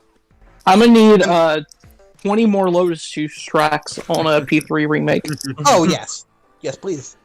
Oh man. To go back to the Juice up. to go back to the 25th anniversary of Persona here. My next question for you guys is one that I have no idea of what to expect, so I'm curious to hear what you guys think. After the September announcement for the 25th, when are we expecting the next announcement? I know it's early. December. December? That early? I think so. Okay. Yeah. I was gonna say December or January. Here's my thing. I think that because a lot of people are thinking like slower announcements early on, and then like they'll gradually get closer together. What I'm kind of predicting, I can feel December. I see it more so as like kind of a slow like period at the start. In the middle, we'll get a lot of stuff announced, and then it'll kind of slow down until we get one big thing at the end. That's how I'm kind of seeing it. Makes sense. But yeah. I see them taking October and November, especially for SMT 5, so they can really Yeah. promote SMT 5 At off. the same time, I think it depends on what they do. You know how I mentioned that if they do like a P4G port, it would probably be like a just drop the thing on the digital shops and that's it. Yeah. But if they do like a collection, a retail release or so of some kind, I can't really see the next announcement being so soon. I also don't P4G will know- not get a physical release on consoles. I will tell you that right now. It will not. I don't think it will I don't know, I either. can see It it depends. happening. It depends on if they do some type of collection or if they just drop. If they just drop P4G, I agree. It's probably gonna be like a shadow drop or something that's gonna release in like a week or so after the announcement. It's like, oh, here's Persona 4 Golden on the eShop. You could have dropped us a year ago when we sold 500,000 units in 2 weeks on PC, but hey, here you go, shadow drop. If it's P4 Arena Complete Edition, I think that's deserving of a expect retail physical. release. Yeah. Yes, 1000%. So if they do that, I mean, yes, Ozzy.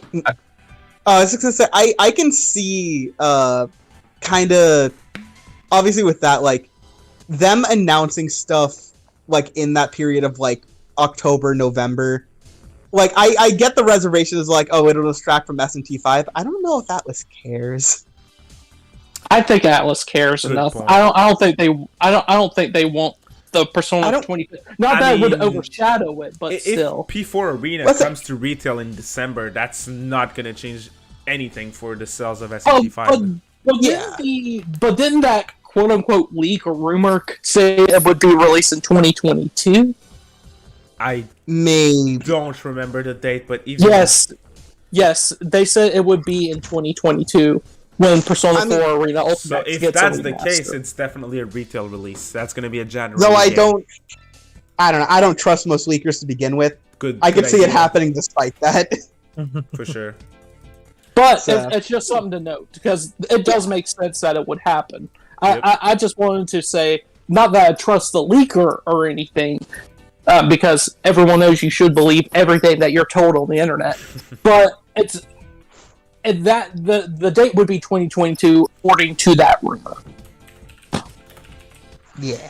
Shoutouts to 100 concurring viewers. Much appreciated. Thank you Oh, for wow. the support, guys. It's the big return of the Demon Appreciation Podcast, and I really, really appreciate the support. Thank you very much. Make sure to check out my guests once we're done with the stream, and also drop a like, as always, if you are enjoying yourself. That would be much appreciated. Crazy question next, but let's get crazy. If you could choose anything to be revealed for the 25th, what would you choose? What would you want? Anything. Persona 4 Golden consoles. Wow. Okay. I mean, you ain't wrong. You ain't wrong. You know what? If I had that opportunity, I'm gonna be much more ambitious about it. Please give me the Persona 2 anime that was supposed to be made. Oh, please. There was supposed to be a Persona 2 anime? Yeah, and there's a trailer for it, and they Why never am I finished it. just now hearing about this? I only heard about this it was like start of the year, and I had no clue how I hadn't heard about it either. But yeah, if you look it up online, there is a full official trailer by Atlus for a Persona 2 anime, and they never actually made it. Mm-hmm. Yeah, that What the never fuck? happened. That's a very Forgot good about pick. that. Oh man, that or P1 remake are my number ones. P1 remake. I would like a P1 anime. If they didn't P1 remake anime would P1. also be sick. I'm fine with either. I want I to hear just wanna- everyone for this one. Yeah, VC, what's your wish? You could be as ambitious as possible, right? Mhm. All right. Yeah, Now this is anything. something that's never gonna happen. It would if I was in control in some way. We need a Persona party game where you have all the protagonists in one game Please. with a villain similar to Monokuma from Danganronpa. And See, I'm it'd with be- you. It'd be wild, absolutely wild. Like the on Danganronpa Decadence, they're doing that new board party game or whatever. They're doing something along those lines. True. Something along those that's lines. pretty much it. Yeah. There are a lot of hardcore fans that are like, yeah, I don't like when Persona gets really wacky. I think the Persona dancing games are weird. No. Persona dancing Just games are go great. full I actually wacky. just retweeted this song, the Willpower remix. It's so good from Persona 5. I have been vouching for a Persona racing game for years.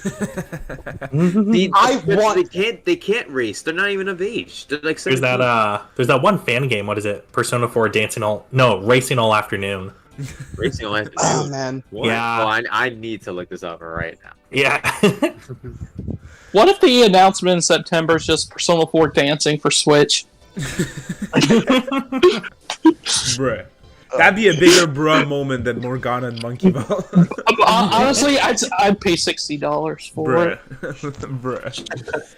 Snarf, did you have any wish for any crazy wish? Well, besides Persona 4, I would like to see. Oh God, that is a really good question.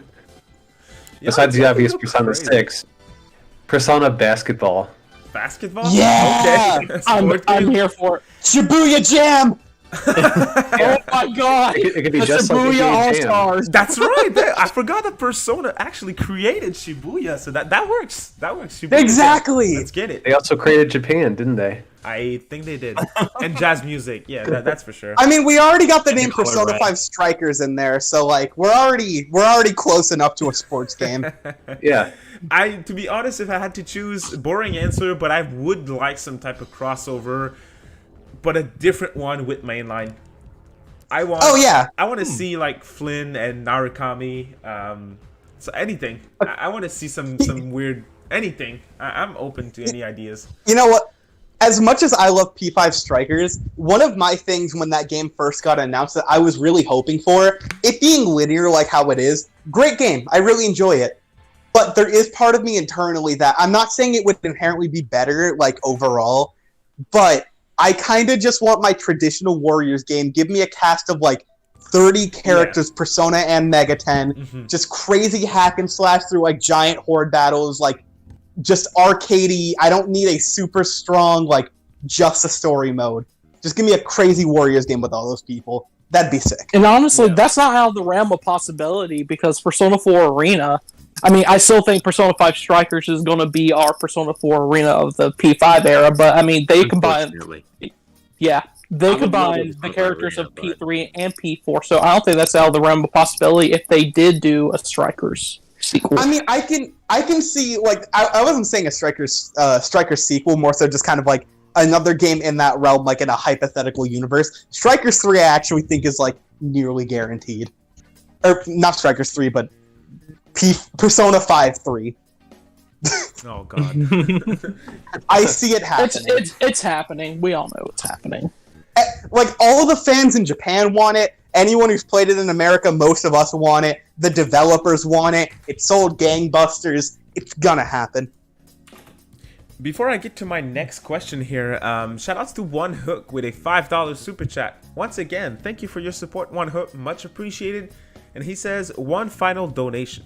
Imagine if Atlus made a real SMT cross Fire Emblem game. How cursed would Demi Fiend's S support be with people like Lin and Chrom? Dude, I'm not gonna lie, Lin and Chrom with Demi Fiend, that sounds awesome, and that is really turning the knife in my heart here because SMT Crossfire. King, I don't want to hear you on this one, okay? I don't want to hear you. But there is an SMT Cross Fire Emblem game already. No, not a good one. No, I disagree. It's good on its own. It's a new IP. It's listen, not SMT listen, Crossfire. y'all can eat shit. Y'all can eat shit. You don't even play Fire Emblem. Go take this 4,000 life points. You have less than 4,000. All right, King's muted. We can talk now. Alright, listen.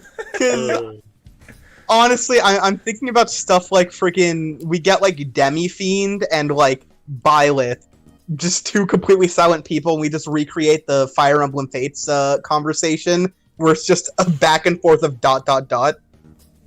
There's just nothing being said either side.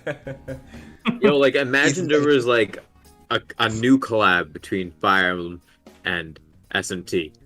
Now, what if the way the game worked, you can choose to play it as a tactical RPG or as a regular RPG similar to SMT, and the story is different based on which path you take?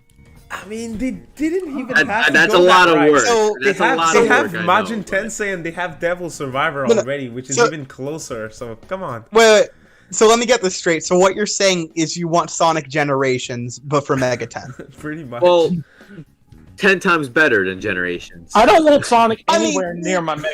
Don't diss Sonic Generations. Don't diss Sonic Generations. games haven't been good. I'm with since King Sonic on this Mania, one. and I don't before care for that, Sonic. Sonic You know, Adventure 2. I am not someone who even likes, like, I think I like 2 3D Sonic games, and the only 2D Sonic games that I actively ever want to play are Mania, but Generations is a good game. Sonic is the most boring, generic video game franchise ever created, and it's too I popular. don't know if I say that. I say Like, that. Older stuff's better. Like Dreamcast Like, era Sonic, bad, that's I'll my take favorite. bad. I'll take bad. I'll even say consistently bad. Yeah, Well, Sonic Adventure Boring, 2 I don't know Battle if is I'd the say best that. Sonic game. Let's be honest here. Aside from Sonic Mania, Sonic Adventure 2 Battle is literally the best Sonic game. It's Well, great. I don't even like Sonic Adventure 2. That's my thing. That's crazy. That's a Like, hot crazy. take. Yeah, and I'm Mr. Hot Take. That's a hot. I find that game. I actually. There's a take that I thought was like ridiculously hot, but I've been hearing it more and more over time, and I actually kind of agree with it. I actually like Adventure 1 more than 2. Story-wise, I can understand. Gameplay-wise and Chow Garden-wise and replayability-wise, I'm not sure. But story-wise, like going through the story mode, I mean, I don't definitely care about the understand. story in either. I think there is a single Sonic game that has a good story, and that's Sonic and the Black Knight for some reason. Are you sure it wasn't Sonic 06? you guys about You to know, make me David. fall asleep with that Sonic. Hey, talk. David. Sonic 06 has a better story than Adventure 2. Can we get on to Black games? Cashmore is Can we get correct. on games that actually matter? David, can I say one thing before we move off the Yes, topic? please do. One thing, because fuck Sonic, because no one cares. Overrated mascot, trash mascot, who cares? Nah. I just wanted to say before we. My thing with the Persona thing, what I want to see is a Persona Q collection where they actually dub Persona Q2 on Switch. That'd be easy, and that would be great. I'd like that. Please? That's a good idea. I mean, it makes sense. It can't be hard to port those games because honestly, you could say all the map and everything, but they could just automate the map. It wouldn't be that hard. And honestly, the games are still great. I mean, Persona Q2 is held in high regard. Not many people play it because, one, it released in 2019 on the 3DS, and two, it didn't receive a dub. So I think it didn't have its time in the spotlight that it should have. So this is the perfect way to introduce it back. You know what also didn't have the time in the spotlight? Narukami, your life points when I take him out, my ulti conductor Tornado and combine. Oh my god! Oh my god! Well, for those who don't know, me and Narukami, we duel a lot. We play Yu-Gi-Oh! We used Shin before, and I just whip his ass. He uses Kaiba's deck, Blue Eyes White Dragons, and I'm just like, no, I have dinosaurs. Dinosaurs are better than dragons. All right. So the next question. You're putting me to sleep just like Sonic does. Like, go back to the Shadow Realm. You'll be asleep forever. Next question for the Persona 25th is: I feel like the talks about Persona 3 coming to PC and Steam have really calmed down recently. Is it still happening? P3 on PC? Oh yeah, no doubt. I mean, Yes, eventually. The remaster, I'm not yes. sure, Yes, the but, like, remaster. yeah. But a straight port? Not anymore? I think that they'll remaster P3 that'd be the FPS and easiest put it on thing. Steam. I think they're gonna remaster P3 in the same way that they remastered P4G. I doubt. I know That's a lot of a port, people though. want it. Yeah, that's my point. I doubt they're gonna do whatever, like what most people want, and merge that with portable, because that takes way more work than a lot of people think. I think if they're gonna take it, it's gonna be one or the other, most likely just FPS. Okay, for me, like, I'd be cool with the remaster, but they got to put more effort into it than they did with Nocturne HD. And look, I love Nocturne HD. It was a great game, but like, it was kind of lazy. Oh yeah. Kawakami Now, do Kush. I think they will? No. Kawakami question. Kawakami Kush. But you're definitely on something, Narukami.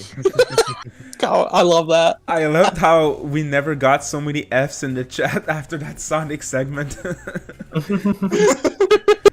But I gotta Sonic agree. sucks So. ass. Yeah, not wrong. All right, let's keep going. Hey, we're heading to the questions from the viewers here. So before we get into it, any final words on the 25th for Persona? Yeah, I didn't I get a love chance to do Persona. mine yet, but I definitely. I know, like, number one I want is Persona 6, like a teaser, yeah. a trailer, something. We know that's gonna happen. now. 100%, yeah. But if there is anything else I wanted, is I just want DLC for Strikers, because that Yeah. game shocked me how much I thought I was going to enjoy it. And just bringing a Ketchin Kasumi in, even if they just created like a separate jail for that, maybe they like remake like the Last Palace from Royal, for example, and put like a Strikers more format for it. I'd be totally fine with that. Just to have like a Ketchy go crazy on those shadows and Strikers, like I'm ready to see that. That's the thing. Yeah. A lot of people, people are like, "Oh, it feels like they can't really do that because, like, story-wise, you can't just introduce them." New Game Plus, you get to start with Zenkichi from like literally the first battle. Like, it doesn't matter as much as people think. And then you just use Lucifer and then just destroy everything. Yeah. Sounds about right. Anyone else Or has Strikers. any final words for the 25th? But that's a good idea, though. But I'm with you. P6 is probably the most exciting thing about the anniversary. Is P5 going on Switch for King Gooba out there? I don't even know anymore. I feel like it should, but I don't No. know, man. It I makes say too much no, sense. but it should be.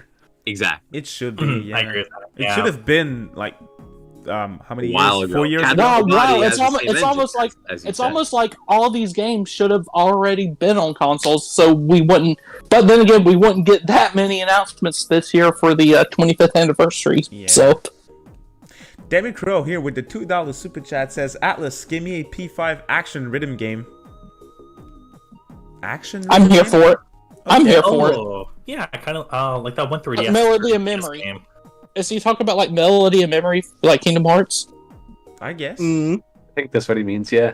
I'm here for Also, it. Oh, I that's do not- like Time Nabino out. saying, Time out. Red flag. What? I'm here for it. What? Mr. Oh, Kingdom Hearts is the worst thing ever. But you'll take is. that idea from Kingdom Hearts and put it in.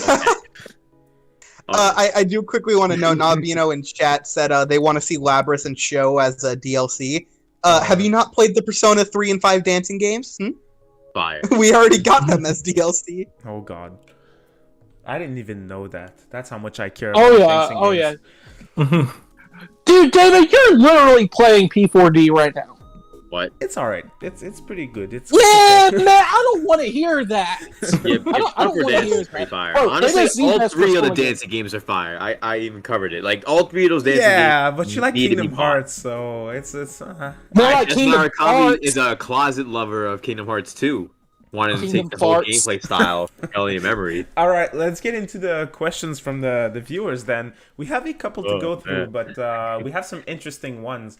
The first one comes from Jotaro on Twitter. What type of DLC do you think Atlus will charge $30 plus for on SMT5? I think $30 is a stretch. But That's excessive. But I think we can expect DLC for SMT5. What do we expect? $30 sounds like an I expansion can see pass. 20. I can't see 30. 30 is steep. 30 is steep. 20 I can Like- believe. Okay, like 30 is like Breath of the Wild territory where you have like a lot of stuff, but I don't see them going that far with it. Me But neither. they could. To be honest, what I know the question is what do we think they will do, but what I want them to do is to keep it to cosmetics and to keep it to smaller stuff. I did kind of dislike the fact that there was some fights locked behind a paywall for SMT4. That's not my thing. Story content behind a paywall. I mean, David, to be fair, we already know what they're going to do for SMT5. We're going to get extra maps and content akin to SMT3 Nocturne HD. But that's fair. I don't Haven't care. you been following the news? Yes, I have. If they do that, I don't mind. It's just I don't want them to lock my story content because No, I get that. 99% of the time I don't buy DLC for my games. It really has to be significant, and I really have to feel like I'm getting my money's worth, and I'm not paying for content that was locked from me when I bought the game for full price. So that's why I almost never buy them. But I know Pearsona, you mentioned Breath of the Wild. That's a good example. In that game, I felt like I got my money's worth with the base game, so I didn't mind paying for a bit more, even if it was more story content. But I'm not a fan of that. As if they do DLC like in Royal, where it's just cosmetics and stuff like that, I can avoid it, and I'm not gonna have a lesser experience. So I hope they do this type of DLC, and I think they will, obviously. Well, because is that what you would consider to be the case with stuff like in Apocalypse? I think it has like the Messiah kind of like DLC thing they have there, if I'm remembering right, where you have like Demi-Fiend and stuff like that. That's kind of. I think that's Apocalypse. Yeah. I know what you're talking about. I think that's like borderline because it doesn't have like. It's separate. It's separate and it feels separate as well. So I feel like that's all right. That I wouldn't mind. Like secret boss That's the fight. thing. If That's it's- another question that we have. But any type of secret boss fight as DLC stuff like that, I feel like that's cool. Oh gosh, what if they pull in Ashura's Wrath? Just lock the true final boss behind DLC. Oh god. Oh No, god. thank you. Joker outfit for $4.99. I'll buy it. To I'll our buy fellow it. thinking Not that, even yeah. hesitating. I need he's honest. I'd buy it. Something that could be possible for like DLC or could be in game. I mentioned it before. I think it'd be great. It happened in a Strange Journey. They had a boss rush mode, and I feel if Shin Megami Tensei 5 had that, it'd be great for that pick up and play nature of the Switch. That'd You be just go right into boss rush mode after you beat the game That from the would be original sick. playthrough, Yeah. and then you could just play it on all the different difficulties and testing out all different demons every time you go through. Yeah, that'd be That would great. also be a cool way if they actually let that like affect experience game. So like you beat the game, you actually just want to get like all your extra demons and stuff like leveled up. That would be a good way to handle that. That's true too. That could work for that as well. Yeah. I see like different battle themes you can unlock with Yeah. DLC too. That's definitely something I could see. I feel like that's 100% coming in my opinion. Mm-hmm. Like they even Especially, did like, that for Persona 5 stuff. HD. Mm-hmm. Yeah, like they did that with SMT Nocturne HD. That's I feel inevitable. like that's a We good all one. know that's coming. We all know that's Mhm. coming. The next question that we have is from Yae Loso. Top 5 demons you want in SMT5 that have not been showcased yet. Has Deca Rabia been shown yet? Yes. I want Lucy Frost. It's hard to keep up, honestly, with all that's been shown. Yeah, they're showing it every day. It's hard to keep up. I want Lucy let me Frost. see. I think that's a good one. I kind of wish, that's a hot take, I kind of wished we got purple naked Odin and not the new Odin. I prefer the older design. I like them both a lot. Yeah, I like them both as well, but I have a preference for the older one, but that's a very minor complaint. I think We haven't seen King Frost yet. Haven't we? No, I don't think so. We have not. We haven't I think seen you're him. right. Yeah. So yeah. They did announce a figure in Japan, I believe. But I want to see my boy. Oh yeah, You gotta Eddie have Frost. King Jiho. Yep, for sure. Any other picks? I just want Metatron, Yoshitsune, Gabriel. Gabriel, we Those are got, good picks. didn't we? Yeah, I think we saw Gabriel, Yeah. but that's just on my list. Oh God, I can't think of other two. Soul There's so Acres. many. Soul Acres Odin's is a solid one as well. Did they do bugs yet? the teddy bear? No.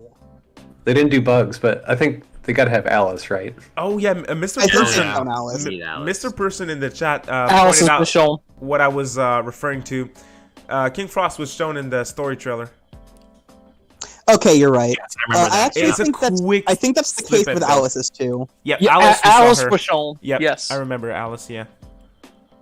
Duplo Neither of Pierre, it did a good that's a trailer, good though. pick as well. Huh. Interesting list. All right. Thanks for the question here. The next one is from Demicrow, which Demicrow he's in the chat. So the question here from Twitter is: do you think Persona will be at Tokyo Game Show, or will SMT5 be the main game at TGS? We kind of went over that before. We don't think Persona is gonna be at TGS, and yes, SMT5 will be the main game at TGS. Or Catherine Full Body. Or Catherine Full Body. Yeah, 30 minutes of Catherine Full Body I'd be makes okay sense. with more Most- Catherine. What Oh, if sorry, we get keep going. 30 minutes of Sonic Colors Ultimate? All right, next question is from. That's when I jump off Annoying. a building. They would though. They would. The next question. Gotta is- go fast off of a cliff. Yo, that meme you posted, I've seen it 1,000 times. But the one where the guy's like pretending to jump out the window is like, oh. Yeah. That would be me if they That's just you. showed Sonic colors. The next question is from Ali on Twitter. Do you think we'll have some kind of secret DLC boss fight in SMT4? Like a boss fight against a previous protagonist or something like that?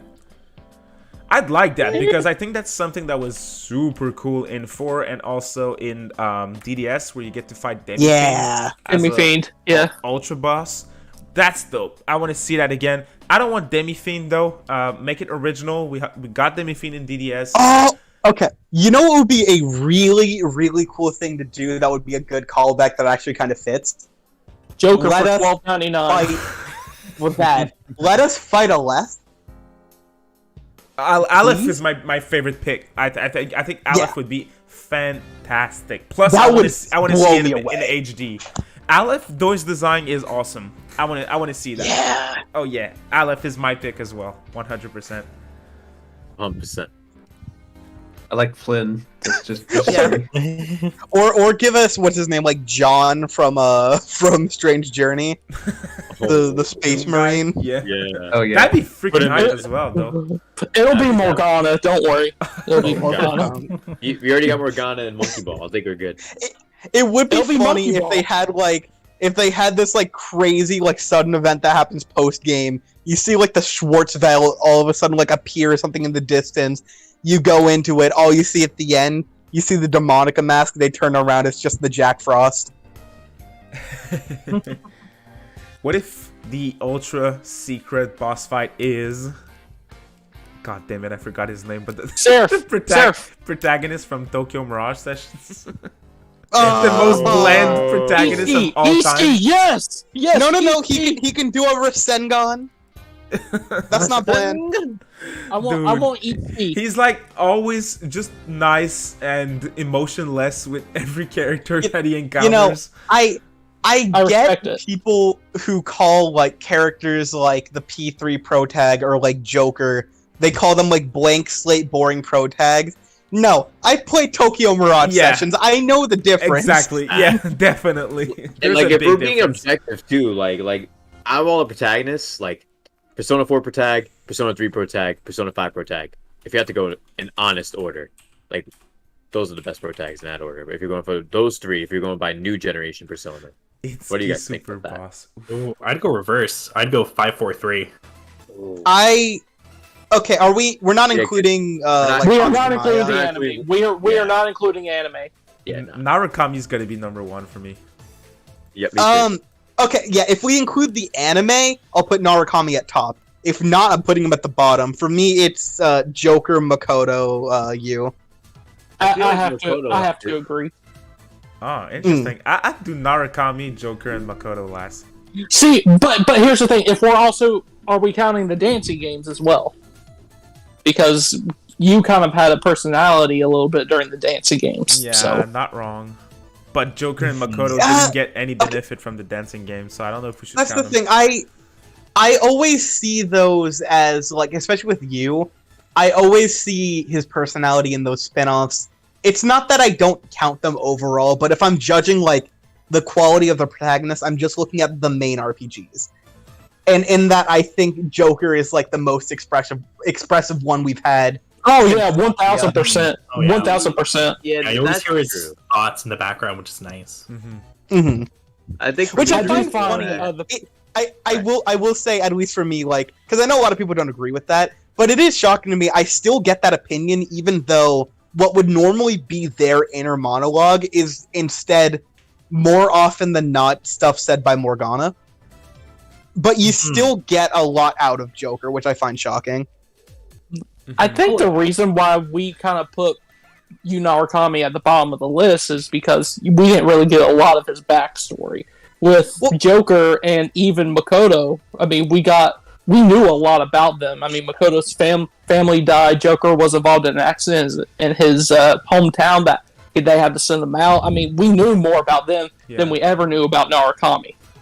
That's the thing. Like, it's unfortunate, but in P4, like, Narukami is the only protagonist in the series that I genuinely think feels like a just, like, plain and simple blank slate, like, Blank self-insert. slate.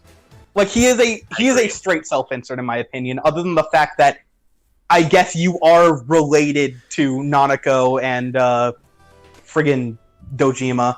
Like, Anyways, I gotta say, there's just one protagonist who's able to imitate a motorcycle. So that is true. clearly Tatsuya is Makoto the Nijima. best one. Clearly Tatsuya is the best protagonist. Exactly. Let's move on to the Discord question here real quick. The first one comes from my bro, Vish God, and he asks, do you think any Persona announcements will be released this year? If so, do you think it will affect the sales of SMT5? No, They will not. No, affect- no. What Narukami said before, it makes the most sense, and I agreed with what he said about how there's gonna be the gap between October and November. Focus on SMT5. September, get a little bit of SMT5 and the first announcement for the 25th anniversary, and then by the time December comes around, we'll get more. Yeah, plus I think the most likely reveal and releases that we'll get is either a shadow drop of P4G on consoles or a P4 Arena re-release, which would release on retail probably in January. And both those options, I don't think would change anything for the sales of SMT. That's the, Now, like, my question even is, my question is, when do you guys think we'll get the first announcement in September? Are we going to get it right away, or will they wait? That's a good question. Sometime in the middle. middle. Because- Yeah. Because I'm going to be like anticipating it all month. I'm going to be like looking at Twitter every second, thinking, "Oh my God, when's that announcement coming?" It's gonna come either on the 17th or sometime on the week of the 20th. That's my prediction. I don't know, but like, I don't know. Even if we're looking at like the most insane stance, like Persona 4 Golden coming to like PS4 and Switch, like October of 2021. Even if that were to happen, which I very doubt, like I very much doubt, I don't think that would put a dent in SMT5. No, because they No, wouldn't it charge $60 for that game. No, Mhm. Well, they can't. that Right, we have it for 20 on Steam. Mm-hmm. So if it's more than $20, I call bullshit. Unless they do like a physical release. It's for gonna be 30. more than 20 on Switch. I think No. it'll be more than 20 on Switch. I think so too. No, Yeah. it'll be $19.99. I think It's it'd gonna be be 30. 30. I feel like there's gonna be like publisher amounts that have to go into that price tag because like Nintendo usually asks for a little more. Even when I look at indie titles, they're usually cheaper on Steam, but once they're on Switch, it's like it's like $5 or $10 more. Yeah. Then literally, yeah. will they have, It's a have to Nintendo add a little tax. something extra? Yeah. Will they have to add a little something extra to the sport? That's not how the economy works, man. Wish it did. Yeah, It's not how it I works. wish Yeah. they would add something extra. I wish they would do that, but realistically, I wouldn't see them. No. Yeah. Agreed. I have a $5 super chat here from Goat Head. Thank you for your support. Much appreciated. And the comment goes like this. Think there's a good chance P5 will land on Switch and or PC. They might have wanted to finish up Royal before working on a proper port. There's so much that we can speculate on for why the game's not on those platforms that you mentioned. Crazy. I just don't get it. It makes too much sense. I don't get it either, but Unless there's an I think- exclusivity deal. yeah, Pretty sure there's got to be something that we don't know about. There's no exclusivity deal. Agreed. The next question comes from Tal Flipkick, who's also in the chat here, and he asks us, do you think we are likely to see a Persona 1 and 2 remake in this anniversary event? I think maybe 1. I don't think we'll 1. get both, though. Yeah, I'm thinking 1 if any of them. Maybe remasters of both, but even then, I don't think they're going to remaster those games. I think we get a remake of one.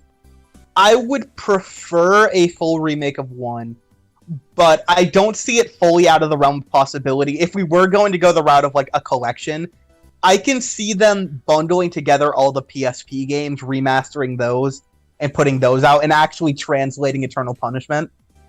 I think that would be awesome, and I can see that possibly happening. Oh yeah, that's very possible. Now, will they actually do that? That's hard to say. It's been 10 years since those PSP releases. I mean, I could see it happening, but I would think that they might want to go for a remake if they wanted to do something with Persona 1. That's just me, though. I want my P1 remake, please. As long Pretty as they please. don't get rid of my first-person dungeon crawling, I'm good with a remake. Oh my That god, would be neat. Leave that in the 90s, David. Leave the first-person dungeon crawling in the come 90s. on. You know what? Now, No. Narukami, why don't you crawl in that dungeon and find your way to Karakami? Okay, we'll do. if only. You know what? I There's will that, say it would be interesting if they were to remake P1. I can see it like kind of ditching the first person thing, but I think it would be cool, and I kind of doubt it if they did.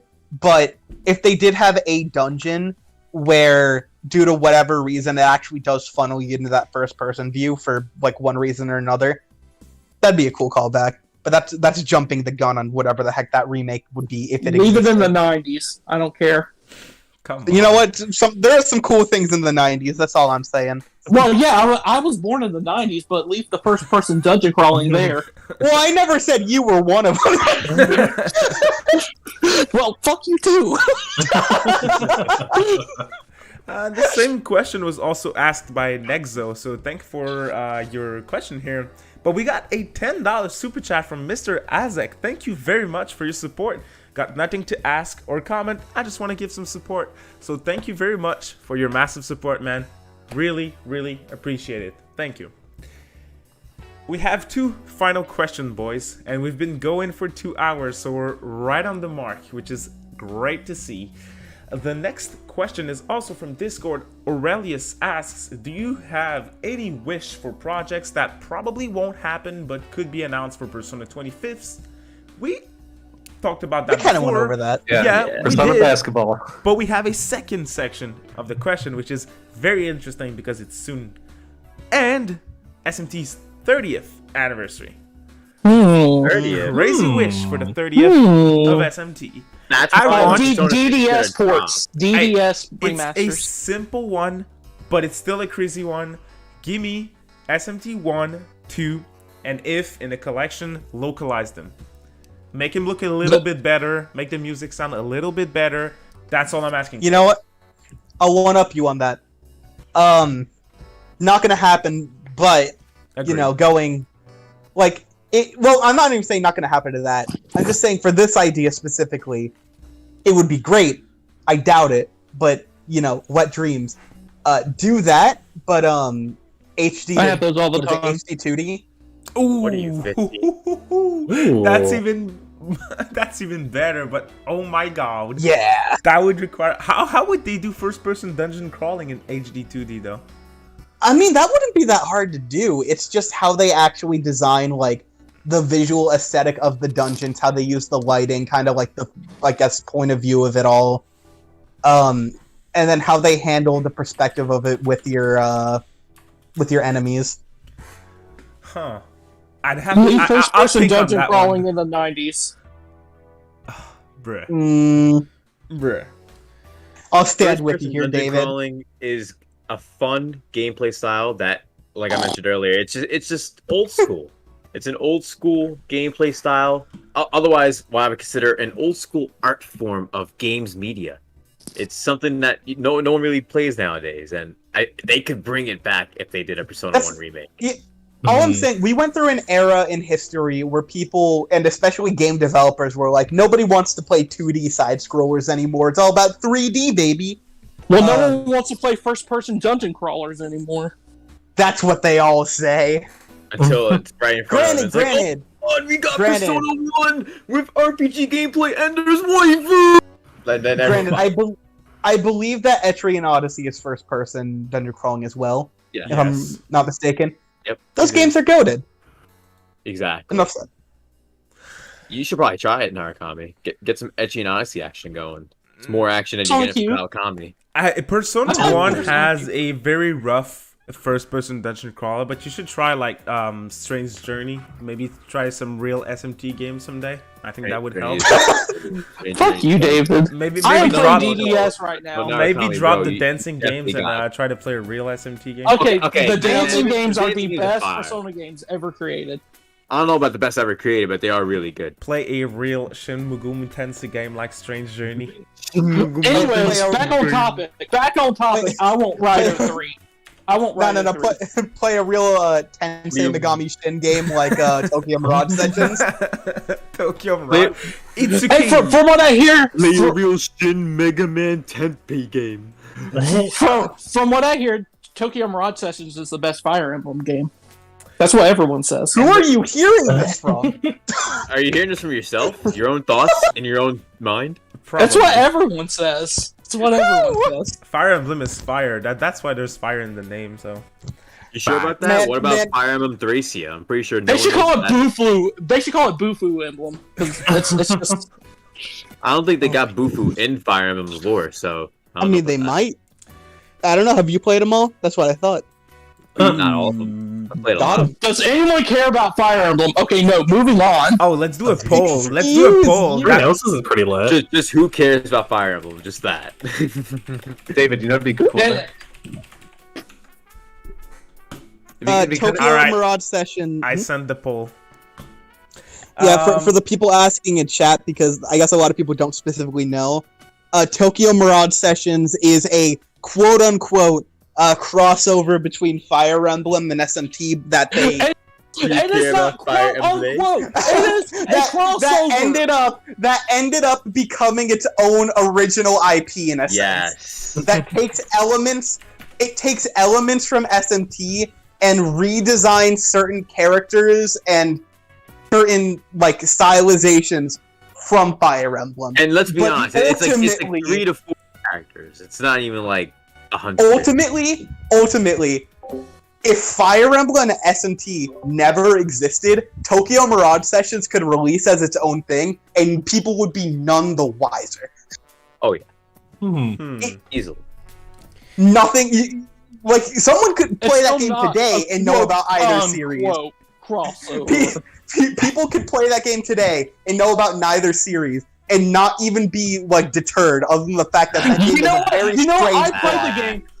I played the game, and I have no intentions of ever playing a Fire Emblem game because I know That is my point. gameplay.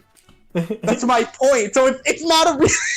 The only thing that's a crossover about those games is the fact that it has JRPG combat that also happens to have like not demons that are named after Fire Emblem characters. It's a new IP. It's its own thing, and it's good as its own thing. It's not SMT cross Fire Emblem. Well, as it's a one game, of those games. I was just gonna say. Yeah. Oh yeah, I was just gonna say it's one of those on my backlog that I keep meaning to play because like I see the trailer and like I'm not gonna lie, like the opening theme's a bop. Like it's pretty good. Oh, the music's like awesome. Jokes aside, it's not for everyone. I kind of got tired of it, but good game. Tokyo Mirage Sessions is a good game. Yep. I just like bashing on it sometimes because it's funny. It's a very strange. You know what else is funny? Fire Emblem as a franchise. Oh god, no one cares. It is funny. You should totally play it. It's such a funny comedic series. No. See, here's the problem. Like, I don't think you got hot takes. This is just you just spewing. You're just spitting, shooting bullets, and you're hitting all the. It's not a hot take because it's true. Yeah, I don't know about that one. The poll's saying otherwise. Yeah, the poll is. That's surprising to me though. 55% of the people said yes, I care about Fire Emblem. LMAO. Well, I think Only it's because 55. That's pretty embarrassing for your goated franchise. Well, I think it's because I don't know. That's the majority. Let me ask them if they care about your dancing games real quick. And you'll have 100% say yes. They're gonna say fuck Narukami. I don't give a honestly, to be honest. Who knows? Who knows what they're gonna say? All right. The final question is from that plop plop. Nice name here. Do you think? Oh, we briefly mentioned that by the way, but he says, do you think that P3 FES being missing from the image showing the acrylic posters points towards the remake being one of that game? Yep. Remaster. Yes. It has a chance. Remaster, yeah. Definitely has a chance. Does that lineup separate P4 and P4 Golden? It does. It does. Yeah. Okay. Royal as well. And P3P is on there. So it's P3 and P3P. FES is not mentioned, so that's why I'm like, they're going to remaster it and put it as an acrylic sand. Here's my thing, because I can see that, and I actually kind of agree with that. My whole thing is, and this is more so just me, FES is such, if other than the answer, which I believe in Japan was released separately anyhow, other than the answer, the additions to P3P are so minuscule that, like, it's barely noticeable. I refuse to play P3P P3P. on the fact of the P3P. The Ken social FES. link. I meant FES, not P3P. That's a very different game. I've seen some debate on the answer being very hated or very loved. So I don't know what you guys think about I'm that. out. At least Dude, FES doesn't I'm have out the on Ken that social link. I never heard anyone say that someone. The answer, in my opinion, has a very underappreciated story that I don't blame anyone for not experiencing because it is a miserable experience to play. And kind of goes against. Yeah, but you're about to say Narukami. You can go. You go for it. You're about to go. Yeah, it kind of goes against the main themes of of P3 as a whole, though. It's like, oh, so Makoto. Spoilers for anyone who hasn't played Persona 3. Skip forward or pause. Okay, I'm going to pause for 3 seconds. 1, 2, 3. Makoto dies, but in the answer, he comes back as a seal protecting the Earth. So his soul is truly not dead. And to me, that kind of craps on all the themes that were presented in Persona 3 as a whole. That's my main problem with it. Not really, because ultimately, it's more so representative of the sacrifice he did make. And it more so is meant to reflect on the party and their desires to bring him back at any cost with some of them, while the others are leave it, what he did was right. And that plays into the whole grieving process of some people not being able to let go or being able to move on from that. And I think it actually fits in with the themes perfectly. I don't think you need to present him as a seal. Protect that seal says that his soul's very much alive. That gives him room to possibly come back. And the ending for Persona 3, he's fucking dead. Well, that's the thing. The idea there is the conflict is the fact that they could bring him back by risking everything. but the idea is that they do have to move on. Why didn't Because someone what he just use sacrificed Recarm? Don't Bruh. think about it. Bruh. Yeah, why didn't they think about that? I mean, come on. Damn, it's only 50%. That's all they had to Okay. I have a Soma with me, dude. All right, so we went over all the topics that I wanted to go over today, and also all the questions. So thank you to everyone who submitted a question. That was really appreciated. Great questions, and thanks to all now 5 of you joining me today for this very interesting episode of the Demon Appreciation Podcast. Any final words? Sonic and Fire Emblem suck. Persona Okay, with no. robots. Those are mine. Why are all of you monsters? Don't you see my profile picture on Discord? You're right. Anyways, I'm so excited for Morgana in the ball. Mm-hmm. I'm excited for Kiryu in the ball.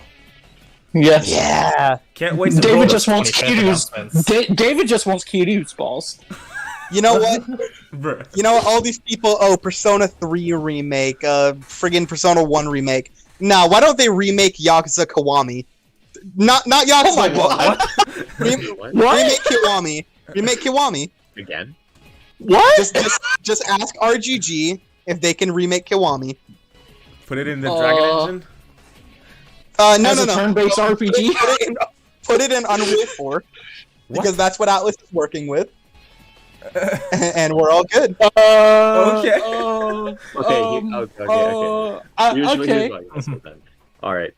Persona 1 remake needs to happen. I'm surprised you didn't take that, Ozzy. But Persona 1 remake needs to happen, and everyone should go buy Baldo out now on Switch. Woo! All right, Snarf, you're next. Final words. Well, I just want to say that it was a pleasure being on the show, and it was a pleasure meeting everybody. And Great to meet if you get a minute, go ahead and check out my channel. And Absolutely. also, I hope for Persona 4 Golden on consoles more than anything else because Not I love that game. coming in with the facts over here. I'm dapping you up right now. Just imagine it. Screw anybody who said that wouldn't be a big announcement. It would be a big announcement. Huge. Persona, any final word?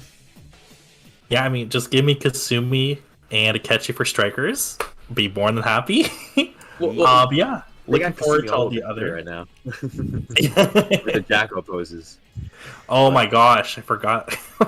Why hasn't anyone drawn Kawakami in the Jacko post? Good question. I literally bookmarked 8 Kasumi ones. It's like, come on, where's the Kawakami? So thank Yeah, you other than all so much for tuning in tonight. It was a blast. I really appreciate every single one of y'all who tuned in, whether it's for a minute or for the whole 2 hours. And thanks to all 5 of you for joining me. It's always a pleasure, and I'll be It's an glad honor. to have you on Yeah, in the thank future. you. All of you. Thank you. Mhm. Thank you. It's great being on today. It was a blast.